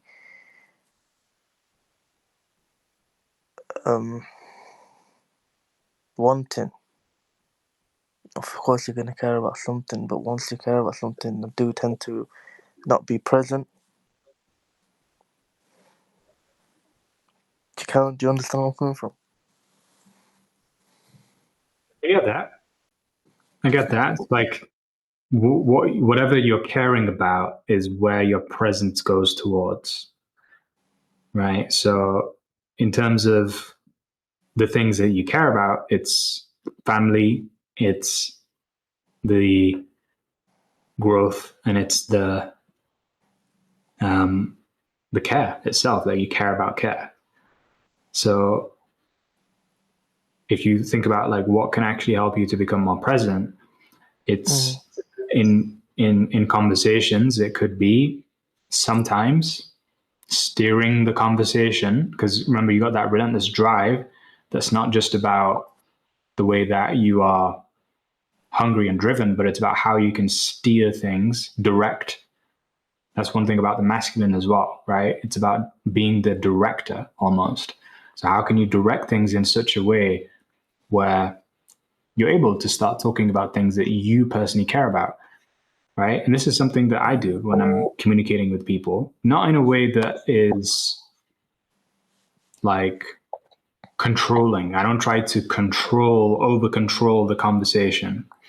But what I will do is I will steer the conversation in such a way where both of us are talking about something that we both want to talk about. Make sense? So could you give me like an example of how I can steer the conversation? Mm-hmm. Yeah. So the main thing is that, like, one thing that I would say about your communication, I think it was me and Carlton that were one day coming up with this framework where you've got on the one side, like a person who is very precise with everything that they're going to say. And on the other side, you got somebody who they're trying to say something, but they're moving around it. Like they're not actually hitting the mark. And you know that you're hitting the mark in a conversation because people will be like, like they've been hit on, or they'll laugh or they'll react. They'll say, yeah. So that's how you know that you're hitting the mark and you're being precise in your words. Whereas the other way is where you're kind of dancing around it, not actually hitting it. You're not penetrating. You're not actually getting it done. So on the extreme, you got somebody who is waffling, and they're saying a lot of stuff, but it doesn't actually hit the nail on the head, or it doesn't pierce through and resonate like truthfully with the person. So the precision is one thing. The other thing is the authenticity scale. So something will become most resonant when you're delivering it and there's not actually that much of a discrepancy or a time delay between when the thought was initially birthed, when the idea came about, and from when it was then delivered. Mm-hmm. So if I, for example, had an idea and I'm like, okay, I want to go and share this with my friends, family, or this group, I'm going to write it all down first. And I'm going to take a while to write it down. I'm not going to write down what I think. I'm just going to like think about what to say. Then I'm going to write it. And then after I've written it, it's going to wait like 14 days or whatever. And then I'm going to go and present it to another person. And as I'm presenting it, I'm not presenting from my heart. I'm just like reading it out to them. If you did it like that, that's the least authentic way of doing it. In fact, the least authentic way would somebody else writing it for you like that, and then you presenting it, kind of like the news. That's not authentic. And people don't like that. People don't want that anymore. What people want is people want resonance that comes from the inner authentic part of your being, right? So how that works is that you don't think about what you're going to say. You actually drop a lot more into your heart and you express what exists within, because you are present and you are authentic, and you're sharing from your soul, because your soul naturally is predisposed to give. So the ego is always going to be worrying about how they're going to sound, how it's going to come across. Is it good enough? Does this person like me for when I say it? That's the ego. But the soul, when it's sharing, is just like, couldn't care less. I have the confidence, the conviction that all of what is flowing through me right now is exactly what this person will truly resonate with the most, because that's why they're here. Like, I've been divinely sent to help this person, serve, share, whatever it is. So that's like the two variables that you want to look at when it comes to your communication. Are you actually doing it authentically, and are you being precise with your words? If you was to look at those two for yourself right now, which ones do you think you do well, or like how would you assess yourself in those two areas? So, sorry, I didn't really catch what you said. Okay. Did you catch any of what I said? You're breaking up a little bit. Yeah. So I was just saying, did you catch any of what I said?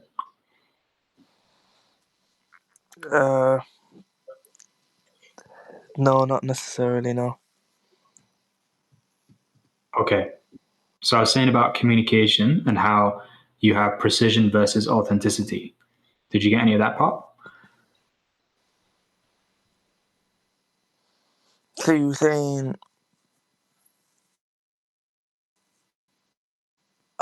am I more authentic or am I more precise? Mm-hmm. Yeah. I tell you what, man. Let me bring my board out, and I'll explain it on here. Let me just take a little picture of what I've got here so far, so I don't forget.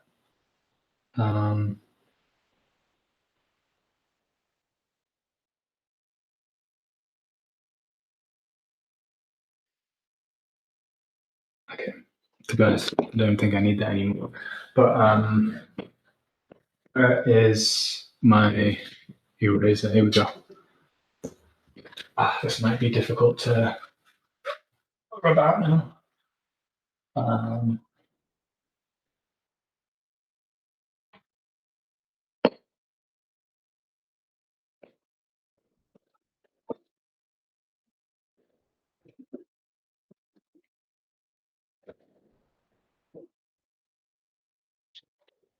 You can see the board?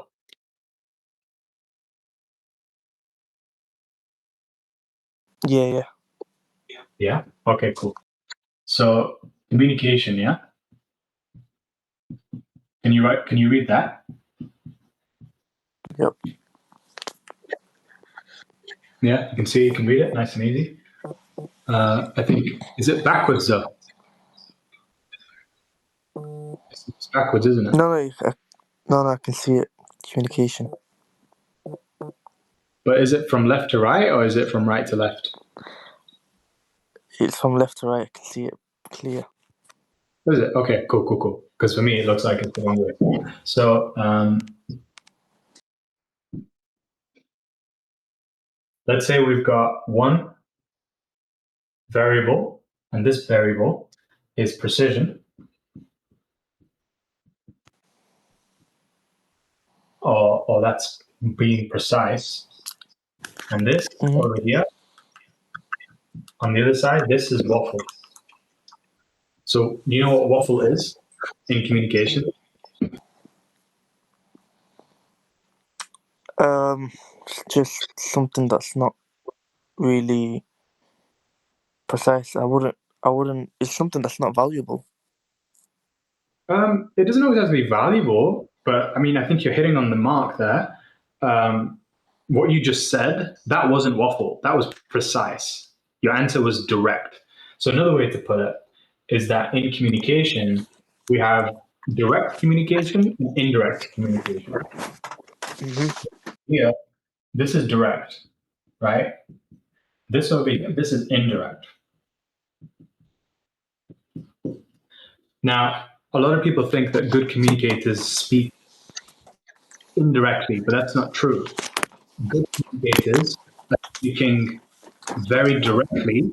It's just that they are saying a lot. And that's the thing, they have a lot to say.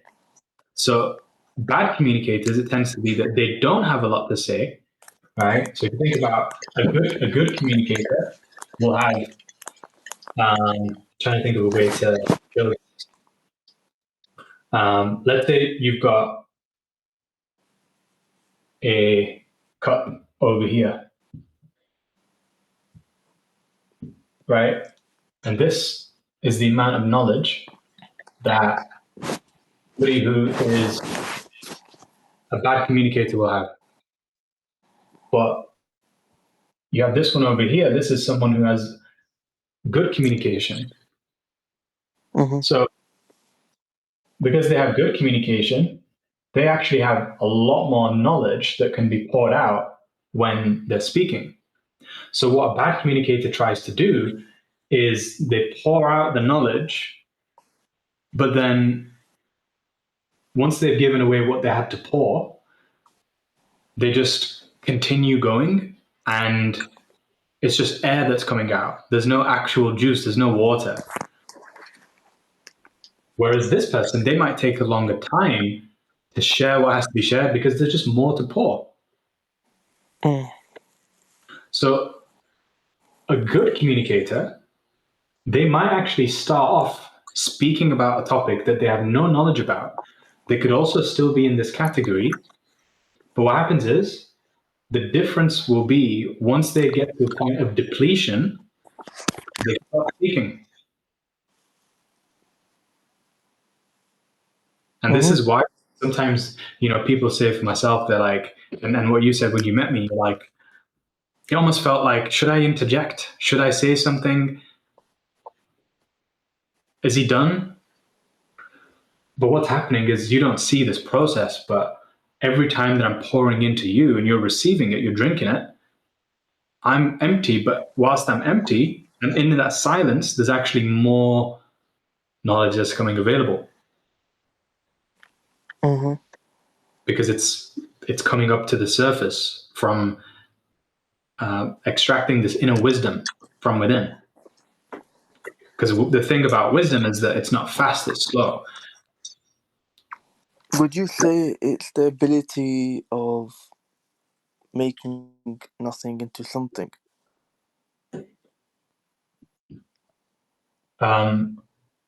What I would say is, and to be honest, I actually drew something on the other side of the screen that kind of breaks this down. Yeah, there's a lot here.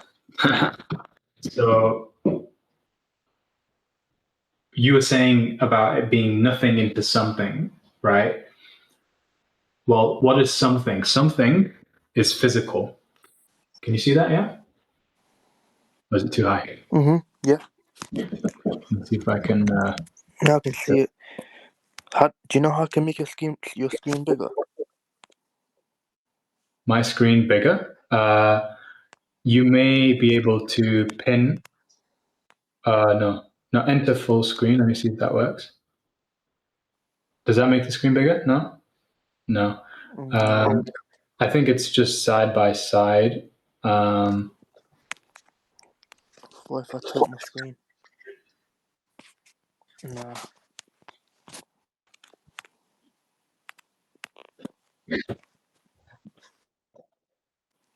See if I can bring this any closer. But does that help?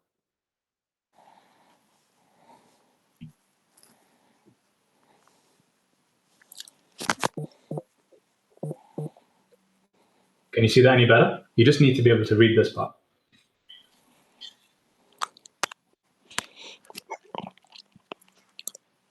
Spiritual, energetic.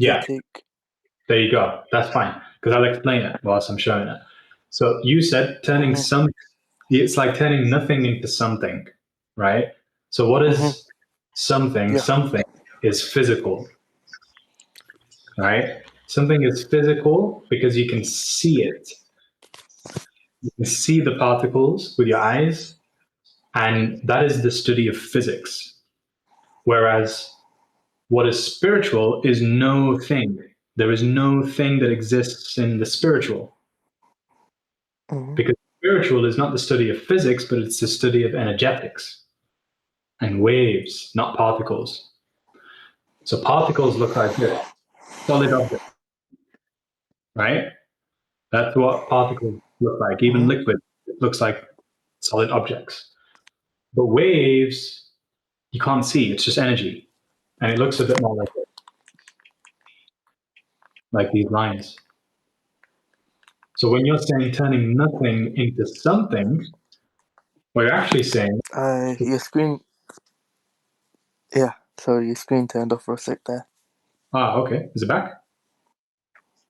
Yeah. Yeah. So when you talk about turning nothing into something, what you're talking about is bringing something forth from the spiritual to the physical. And another way of looking at this is that this over here, this is uh, this is the known. Sorry, this is the unknown, and this is the known.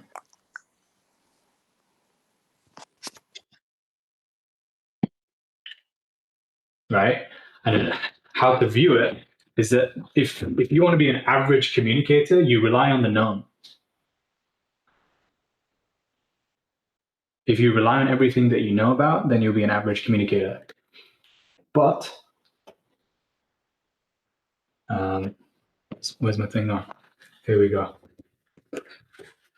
If you're someone who wants to be a great communicator, you rely on the unknown. Because here's the thing, your known might be this small.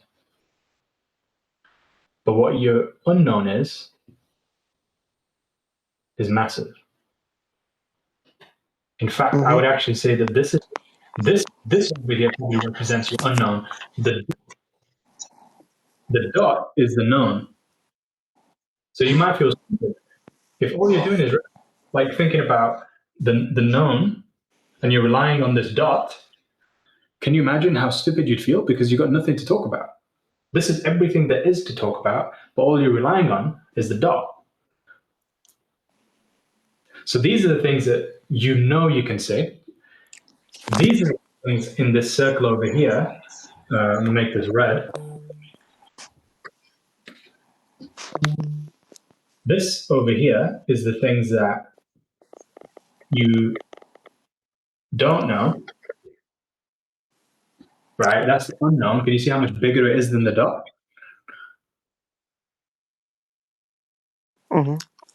Yeah. And then finally, there's the things that you don't know that you don't know. So this is more like the things that you don't know. And these are the things that you don't know that you don't know. Does that make sense? Yeah, to be fair, there have been quite a few situations where rather than doing what I know, obviously like earlier being aware of the silence, I did divert it before. I would just sort of making sure what I knew or what I didn't know worked. That's kind of why I asked you, to be fair, because I was like, okay, let me see how he would do in a situation like that. Yes, because what you're trying to do is you're trying to get certainty. We all want to have the certainty. So you don't want to be speaking from a place of uncertainty, but you want to speak from a place of certainty, right? So the more that you're in this place of the unknown, the more that you're going to feel uncertain. But the more that you're in the known, the more certain that you'll feel. Now, here's the thing. If you stay in the known, that circle becomes even smaller. It becomes smaller and smaller and smaller, right? And even the unknown becomes smaller for you. The things that you don't know become smaller. But if you're willing to actually go into the unknown more often because you're pouring out your cup, you're empty, and you're being like, yeah, I'm empty, I don't know anything. Now you have that humility to allow for more to come in. Because the best way to look at it is, if we go back to the example that I was sharing before, right? This is someone who all they want to do is stay in the known, and this is the water that is within their cup. But notice how with this one, that cup is sealed, right? Whereas with this one is open and it's empty. So could you imagine trying to pour into this one? Any water that comes in is just going to fall on the top and nothing can enter. So you stay stuck with the things that you know about, but nothing new can come in. And imagine how much abundance can come in into that second one, which is what I was kind of showcasing over here, where you look at the ocean, right? So this ocean represents infinite intelligence. And you've got one person who, this is like their head, where it's blocked. You know, in the Quran, it talks about how there are some people that have a veil over their eyes and they will never be able to see. What they're talking about there is the person that has the ego, because they have the arrogant mindset. They aren't able to have a connection to infinite intelligence. So, And it goes back to what you were saying about rooted presence. Okay. goes back to that. But that person who is open, now they can have a connection directly from God, infinite intelligence, into their heart. And so even when they don't feel like they're good enough, as long as they're present, they always have this reliance on the divine, which can pour and flow through. And that's how when you start speaking, it starts to feel from the other person as though, whoa, that was like next level, whatever that person said. You know, it came at the right time or whatever it is. The reason why is because this person is humble enough to say, you know what, it wasn't coming from my head, but it was flowing through my heart. But the original source of it was coming from God.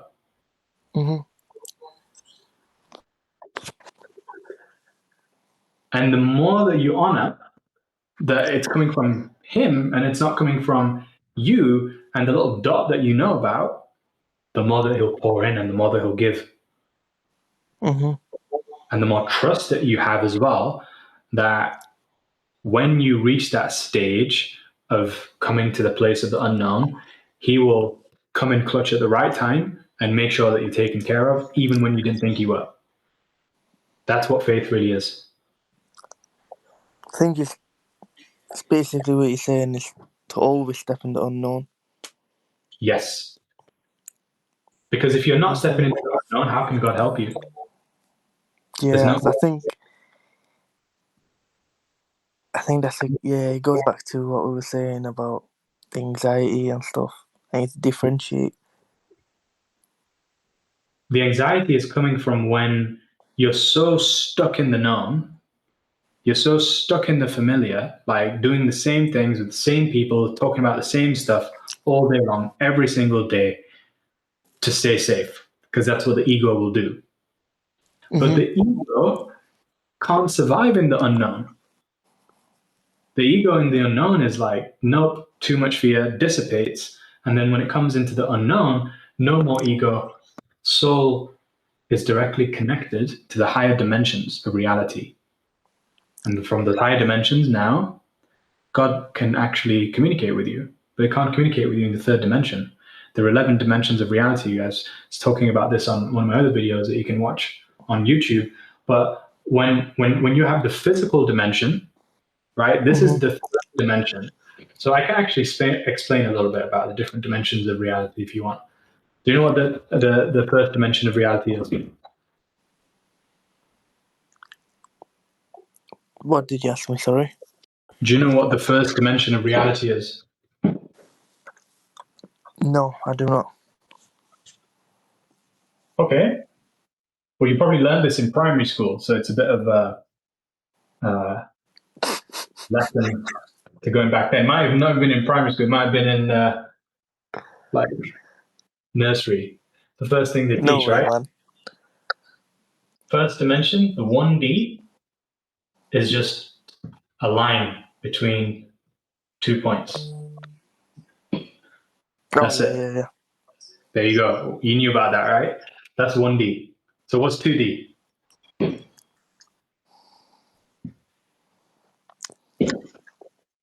Mm-hmm. What's 2D? What's the second dimension? That would be that way you just drew the blob.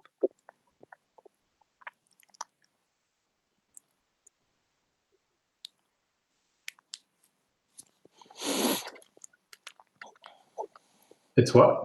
I'm not too sure. Okay.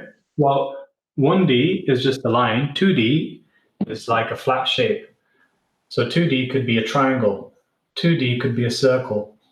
2D could be a square. I'm laughing now because I thought 2D was that. I can't quite see the board, but I thought it's something that you've already. Oh, my apologies. I think it's just the 2D that you've written down. I thought it was a square. That's why I said that blob that you wrote. Right. The board is difficult to see. Let me see Now if, it's fine. I can see it now. So yeah, the 3D would be more of the tic tac. Them colour things that you have to your right. yeah. You can say them. They are 3D, can't you? 4D. What makes something 3D? Yeah, because 2D is just a flat shape where it's either triangle, 3D. circle, Mm-hmm. square. So what makes it 3D? 3D is more of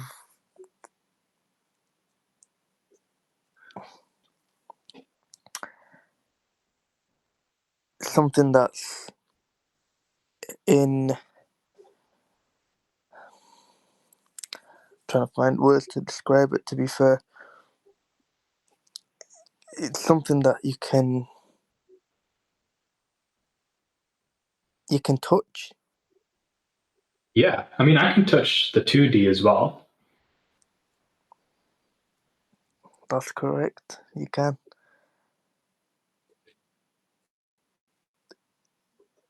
3D. It's something that's.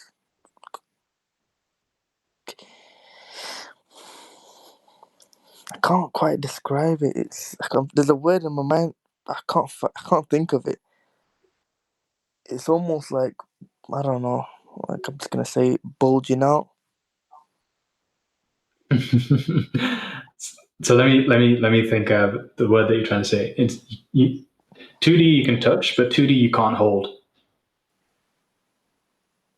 Yeah. Yeah, because this is a circle here. I can touch it, but this is a circle, but I can hold it. Mm-hmm. Make sense? So your 3D is not just length, or this is height. Yeah, 3D is Mm-hmm. not just height. 2D is height and width, but 3D is height, width, and breadth. Yeah, so we've got the 3D example could be a pyramid. Yeah. That's a 3D, third dimension of reality. So if you look at the 4D, what do you think the 4D is? Well, you probably don't know. Do you know what the 4D is? 4D is Because as you can see, they're now. all built on from each other, right? So we've got Mm-hmm. height, width, and breadth. So the 4D contains all three of these, but it's got one more extra thing. Height, width, breadth, and then one extra thing.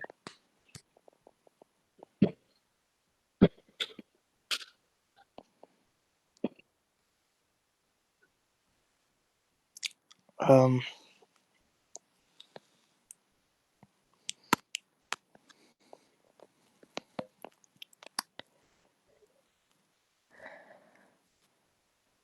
I'm not too sure. That's cool. So one more extra thing I'll show you now. So we've got the 3D shape. So that's all three of these again. But here's the difference. Not only do you have the 3D shape, but you also have the 3D shape and a 1D time. Time. Yeah. So you've got time that's now introduced into the fourth dimension. The time doesn't exist in the third dimension, only in the fourth dimension.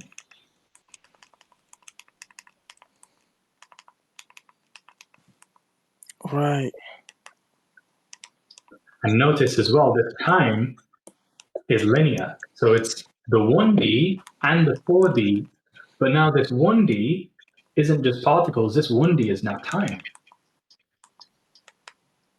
So it's like that. Does that make sense? Yeah, I definitely don't remember learning this in nursery. So this is 1D you learn in nursery, right? 2D you learn in like the what do they have that thing after nursery? Reception. You learn in reception, you learn the then in like years 1, 2 to 3, you learn about 3D. 4D is something that you should learn in like secondary school in physics, but they might not necessarily teach it so much. But this is now like going from physics. Okay, so all of this is physics. This is the study of things in the universe, right? From 4D onwards, now you're moving to what we call metaphysics.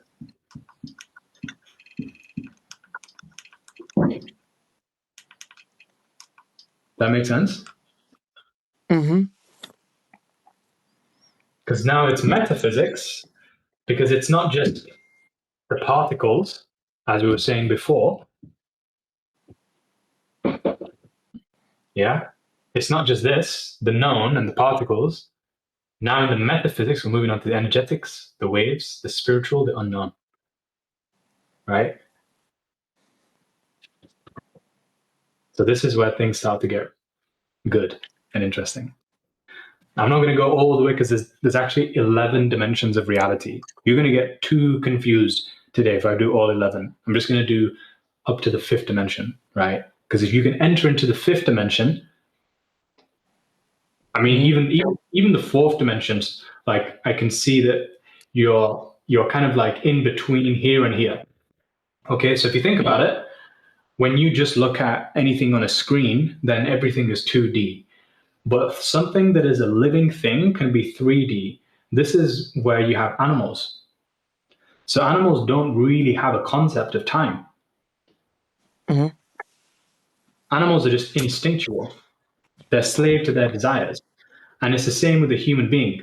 A human being can be totally in the 3D, totally just in the physics. That's where they're not conscious, they're not aware. All they're doing is being a slave to their own impulses and instincts. That's it. Reacting. Is that where they're saying black and grey comes from? Person seeing things black and grey. Like black and white, like it's just, it is or it isn't. Yeah.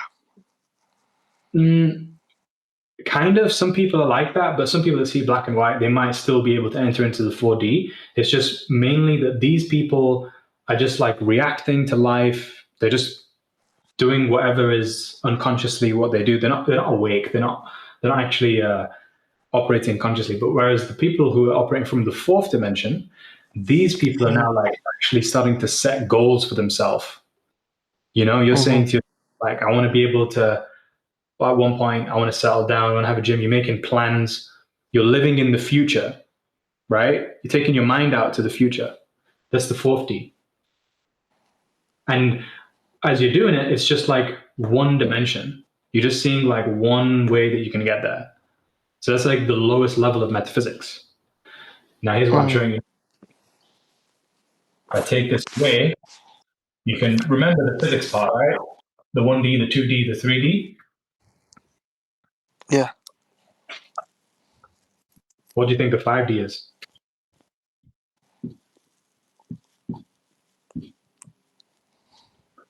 Remember, it's already got 5D. 5D has got all four of these things already. So you know it's going to have height. You know it's going to have physics. Let me just put physics. All of this is physics, metaphysics. So you know it's going to have the physics. You know it's going to have metaphysics. So it's got the physics. But how do you think the metaphysics is expanding now? It's not just time, or let me put it this way. This is 3D, yeah. Metaphysics is MP1D, meaning metaphysics, one-dimensional. The 1D of metaphysics. What do you think the next one is? Can't quite see your board. Oh, can you see now? Sorry, bro. Can you see that now? No, let me try and put my brightness up.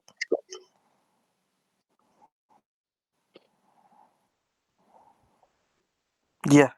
Wait, did you put me 1D? Yeah, so this is MP1D. MP1D, okay. Yeah.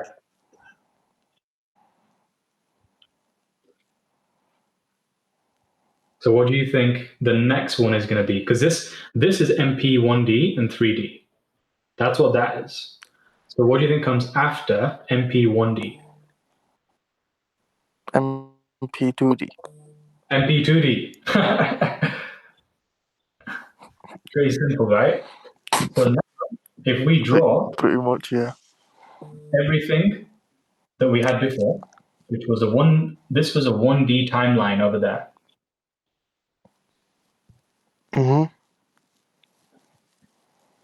But it's 2D. So if it's 2D, it could have multiple of these one lines.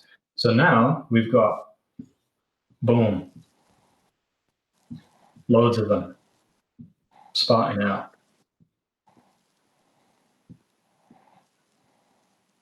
Okay. And each one has a different shape.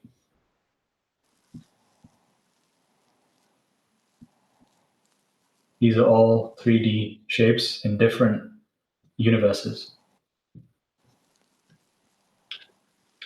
I'm sort of seeing it.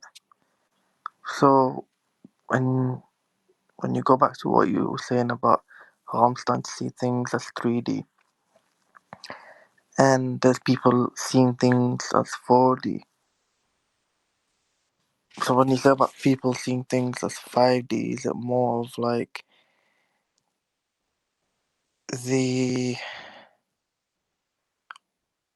would the other shapes be more of the unknown?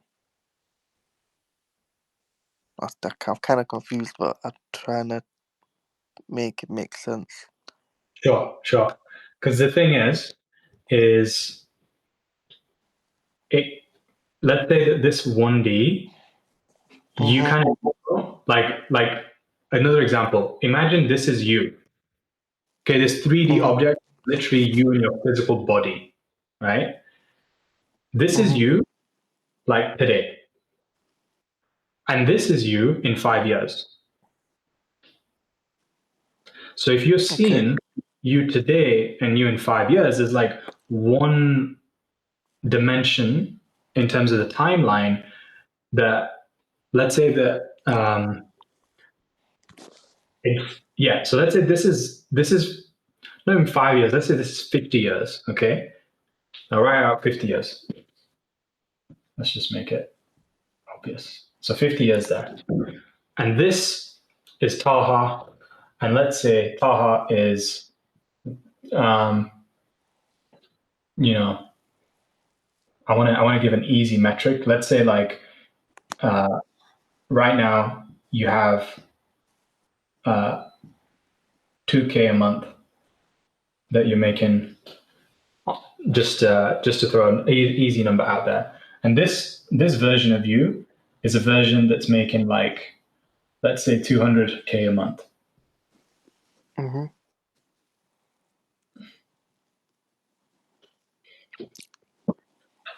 Okay, and the timeline is showing 50 years. So when you think about what is time, do you know what time is? Yeah, 50 years in the future. No, time in general. What's time? Oh, time. Time is a...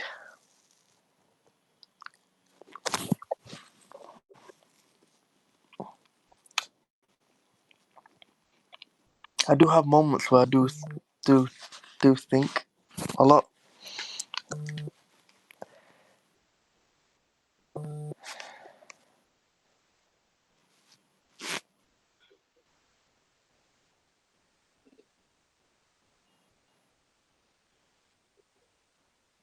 Yeah. It's something that we can't control, of course. Do you want me to tell you? Yeah, go ahead. Time is things I must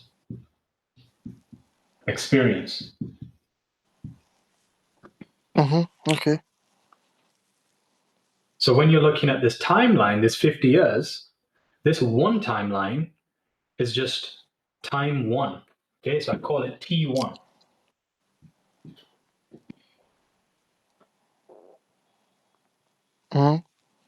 So this is all the things you must experience over 50 years to go from 2K to 200K per month. So everything that you experience going over 50 years to get to that stage is going to lead you to becoming that person that can earn 200K per month. Now, in this timeline over here, it's the same one. This is T1, right? This is the 50-year one. So we'll just put 50. But this could be T2, right? And T2 might not necessarily be 50 years. It could be 100 years. T3, this might not be 50 years. It could be 5 years. T4, this could be 5 weeks.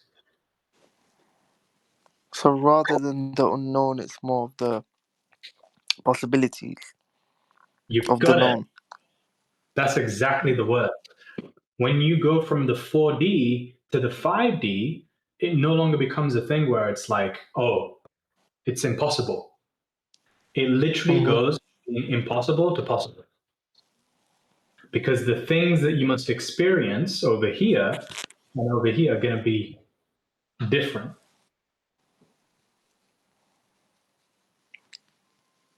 Okay, wow. So I wonder what 60 years done. That'd we'll, be do, mad. we'll do 60 a different time. That's going to blow your mind a bit too much. Let's stick with the 5D for now, right?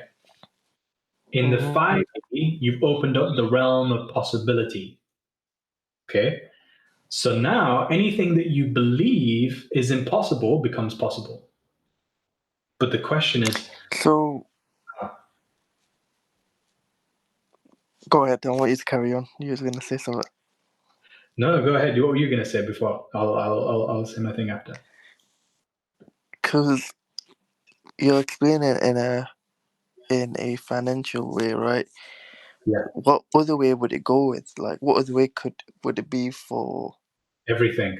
If let's say this is you and this is you whilst you like if you want to change physically, Mm-hmm. like your actual physical body, Mm-hmm. then there's remember there's the physics and there's the metaphysics. So you got to make sure Mm-hmm. that physically it's possible and spiritually, metaphysically it's possible. Okay? What So could you? yeah, Sorry to keep breaking you up, but so I understand obviously the physics, the metaphysics would be time. What yeah. would be another thing for metaphysics? Is it only time? No. Like I said, 60, 70, 80, it starts to get crazy. Like there's different things. Mm-hmm. But before we even get that, we might as well lock in knowing mastering the 4D and the 5D, right? Okay. Yeah. So what I'm saying is, in terms of being able to experience going from the possibility, so the realm of impossible to possible, right? Now, what's called the law of possibility. Okay, you might So. not, Mm-hmm. but the law of possibility is you've got the physical and the spiritual, and for anything to become physically possible, all it requires is one word, and that is leverage. Physical Mm-hmm. leverage. So both of these is actually leverage. Okay. So physically and spiritually. This one you have physical leverage,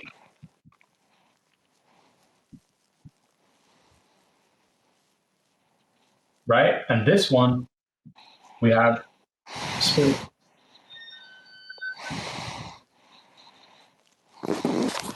When I say the word leverage, what does that mean, do you think? Leverage. I don't. I forgot what the word meant. To be fair. Leverage is all about the way that you are able. So it's simply an equation. Okay. Leverage equals your output over your Input. input. Yeah. Mm. So if you want to Shit. lift something, right, you could put in all of your effort personally. Let's say you go into the gym, you lift something, you use all of your effort. And how Mm-hmm. much are you gonna what's your highest lift in the gym for like a squat? Or I not even don't do squats. what do you lift in the gym? What's your main thing? More gonna be dumbbells and Yeah. So how much can you lift dumbbells with like a let's say just lifting a dumbbell, what's the highest dumbbell that you can lift off the floor?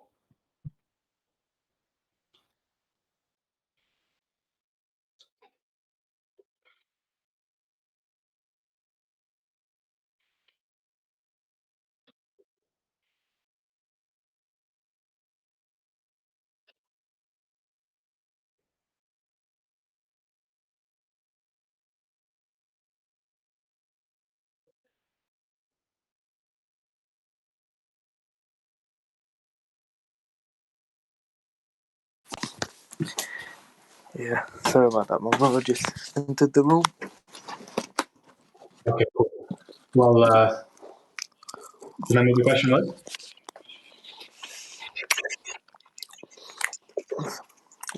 What did you ask? When you lift a dumbbell, what's the highest that you can lift with a dumbbell? At the moment, Yeah, just off the floor. um, off the floor, we're talking like actual workout. No, you just got to lift it off the floor. That's it. Or could be at 40. Okay, so you can 50. lift the 40 kg off the floor yourself, right? What if it was you and your brother? What could you lift together? He's holding one side, you're holding another side. If it was me and who? Just you and your brother. Oh, it'd be quite a lot, to be fair. Probably Yeah? double it, so we're talking 100. There we go. So there you've got leverage when you bring in your brother, because your input is the same, Mhm. but your output changes. Mhm. Make sense? Yeah. So that's physical leverage that we're talking about, because your physical leverage, So when you're talking about output, are we talking about your ability or your output, experience? output is the outcome. Output is Okay. what you get out. So you lifting, the outcome of your lift is you lifted 40 kg. That's the outcome. It's the How result. about I meant to say input. The input is your effort. How much have you Yeah. put in it? Yeah. What's your capacity? Okay. So if we go back to looking at this page over here, when you are communicating, right? Physically, these are the different forms of leverage that you've got. Physically, in communication, if you had more money to communicate with, you can communicate more. You can get more Mhm. out. How can you get more out by communicating using money as physical leverage? Well, it could simply be that, like, you buy a bunch of DVDs. Like this was how it would be like in old school. People buy a bunch of DVDs and they just hand them out everywhere. Same thing with leaflets. Physically, you can put something on a leaflet, and now your message can be distributed everywhere. Mhm. Physical time, right? How can you communicate more, get more out with leverage of time? Well, you can communicate by, let's say, for example, it's not just being able to communicate yourself over one day, but it's you, same message, but now you've just given it to 100 people. So now they're all communicating the same thing. That's another form of leverage. Mhm. That makes technology is another one where you're able to utilize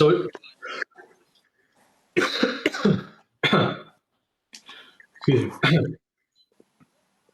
you're able to utilize social media and a Mhm. microphone.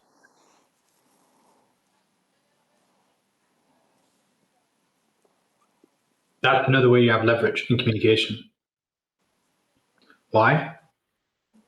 Well, you can put out a message, social media one time, you got 5,000 followers or however many followers, you speak to all of them all at once. You can use a microphone. How does a microphone change communication? Well, it amplifies your voice. Okay, so these Mhm. are all the physical ways that you can use leverage. But then spiritually, how can you use leverage in communication? Spiritually, it's by being able to utilize some of the infinite intelligence by going into the unknown, Mhm. right? Because now we're not talking about physical leverage, it's spiritual leverage, right? So anything is possible depending on the leverage that you have at your disposal. All of us have access to the same amount of spiritual leverage. Not all of us have access to the same amount of physical leverage, but every human being is born with the same spirit within them that has been breathed into them. Breathed into Adam is what we believe in Islam. Every Mhm. single one has that same ruh, that same spirit that's in us that allows us to have spiritual leverage as much as we possibly want. But physical leverage is going to be determinant on what you have around you, right? So if you want to move from here to here, there's not much spiritual leverage that you need in order to get there. This is more so just on that one-dimensional timeline, the least amount of spiritual leverage that you got. Over here, with all the different timelines that you can tap into, your spiritual leverage is going to be higher.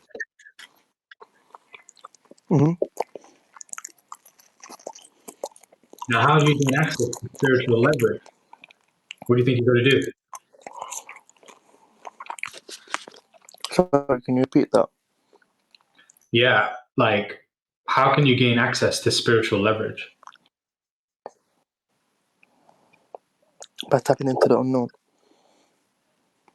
A little bit of that, yeah, going into the unconscious.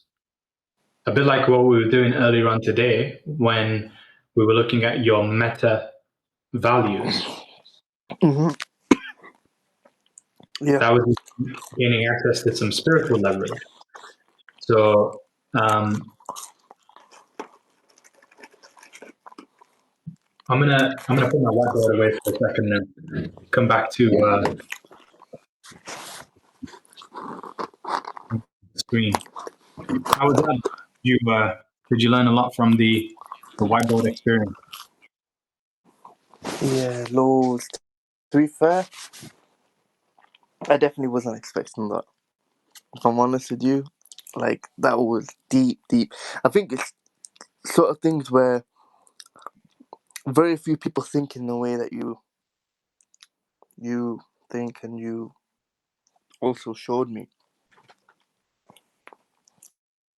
Oh, it doesn't stop there, man. It doesn't stop there, right? I'm gonna show you a couple of things right now that's gonna truly make this make sense, yeah? Because at the moment, this is one thing that I didn't show, but at the moment, Taha, what you're very good at is you're good at the physical side, the 3D. You've mastered that part.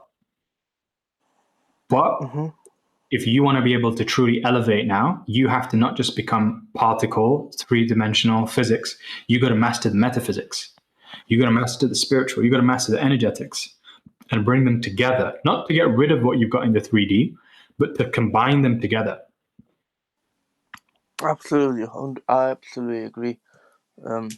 Obviously, with the experiences I've told you about, I think spiritually that's something definitely that needs to not only heal but to work on as well. Exactly. Do you see my screen? Yes. All right. Well, I'm going to give you the Islamic framework as to how this will work. And then I'm going to give you the scientific too, because at the end of the day, there's no difference between the spiritual and the science.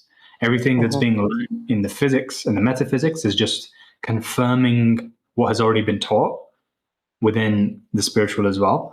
So when we look at like the way that the structure is of how God has actually created the universe is in such a way where we are connected to all the different realms. So we can go up and we're connected to spirit, which is the way that we're able to be closest towards God. And the way that we're also connected to the Satan and self, which is going to be our lower self. So remember, we're saying that there's the ego versus the soul. Right? Well, this over here, this is your egoic self, right? The shadow, and this is where you're closer towards Satan, and you're furthest away from God. You're disconnected. So in Islam, we call this the evil commanding self, right? And then when you want to become better, when you want to start learning, when you start growing, you're in between both of these. You're working on your body, which is what you've been doing by going into sport, by going into like doing work on your business, etc. You're working on your mind. You've been learning, doing personal development and getting education. You also want to be working on your heart, your emotional side, because what is emotion? Emotion is energy in motion. It's energetics. So this is what will help you to start being more in touch with your soul and moving from the reproaching self to the tranquil self. And when you're the tranquil self, Yeah, this is highest connection to God, purification of the heart. You definitely, yeah. Could you please send me that? I feel like it's perfectly. I mean, it's definitely what it is. The most I've worked on was definitely my body. My Yeah, mind, and definitely my heart is definitely something. that's the one. That's the one that will unlock you as this new version. Who, when you're communicating, that's going to become natural. That's effortless. It will become not necessarily like even something that you need to work on. It'll just be who you are, because you'll be expressing as the one who is the rooted presence, relentless drive, right? So I want to share another screen with you over here where it's actually showing you what the spiritual leverage can look like, right? Because when you're that version of yourself that's most disconnected from God, you're essentially in the category of being a victim, an abuser, and at that level of consciousness. You maybe have been abused or you're being the abuser. So at this low level of energy, this is where your life becomes destructive. This is where you feel anxiety. This is where you are in tune with the frequency of loss and anti-life, right? So it's a really low level that you're at right there. Okay. The next level above this is where you move into self-empowerment. This is now moving from just the physics to the metaphysics, right? Into time. So you have more trust, you have more faith, you have more will, power, you have more allowance, more rationality, more logic that you're able to utilize to work out the numbers, etc. So now you're at a higher level of consciousness. Can I ask you something? Go ahead. And I think I've seen this before, and I've done my research before I met you, before I heard of this stuff. Do you, I wouldn't say believe, but do you know what the third eye is? The third eye. You mean the Yeah. pineal? Sorry, the what? The pineal gland. I think, yeah, that's what it's called. Yeah. Yeah. So basically, what that pineal gland is representing is not the eyes that you're seeing into the physics, but the eyes that you're seeing into the metaphysics, because you're not seeing the physical and the particles, but you're seeing the energy in the waves. And when Was God that talks your about level of consciousness? exactly, so when you've moved out of the third dimension, you're going into the fourth dimension, you have more of the pineal gland in the 5D that you're able to see. And the more that veil has been lifted from the eyes, as it says in the Quran as well, the more that it becomes clear and translucent, as your ego is transparent. Now you can actually have the eyes that can see beyond just the physical. You can see all the different possibilities, for example, not just like you can see the spectrum. And you can decide which one do you personally want to have as your reality by simply tuning in and focusing on that one. I would This definitely is where, say that. To be fair, I would say that I have reached a level of um, sorry, a level of fully consciousness before.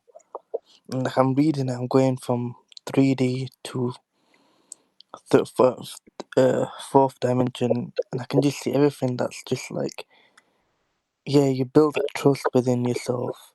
You become a lot more rational because you don't have that fear or that anxiety, and then it goes up to that inner wisdom, and then they have to have that presence. I can see why it goes up. Do you know what I mean? and remember what you are in your soul, you're that presence. You're up here. But sometimes you'd be dropping down to here into anxiety because you associate with the 3D. Mhm. But Yeah. who you are, you're the presence. That's how you know you're operating from your soul.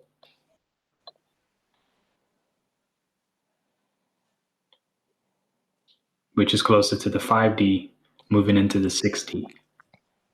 'Cause I can kind of see why the presence and the awareness are very together, are very close. Yeah. The presence comes first, and then the awareness comes after. From becoming so present. I mean, it really does make sense. It's just the work. I do feel like I'm a very self-aware person as well. But yeah, it is getting quite late, to be fair. I need to get up at 6 o'clock tomorrow. Yeah. Well, was the live as good as you were anticipating? It was a lot better, to be fair. Exactly what I needed. And to be fair, there was questions that I had in the back of my head. I always wanted to ask you these type of questions. But it's always like every time I'm on call to you, it just naturally goes to that conversation where I do end up asking the questions, and yeah, so I do appreciate the call. Hey, man. You're most welcome. And as long as you bring the soul to the calls, that presence, then we're going to get the best from you, and you're going to get the best from it. The rooted 100%. Hopefully, and relentless drive. 100%, brother. So the next call would be on Monday, right? Yeah. Alright, I'll see you then. All right, man. You take care. We'll see you in a bit. Thanks for coming. You too, bro. Take care. Peace. Bye-bye.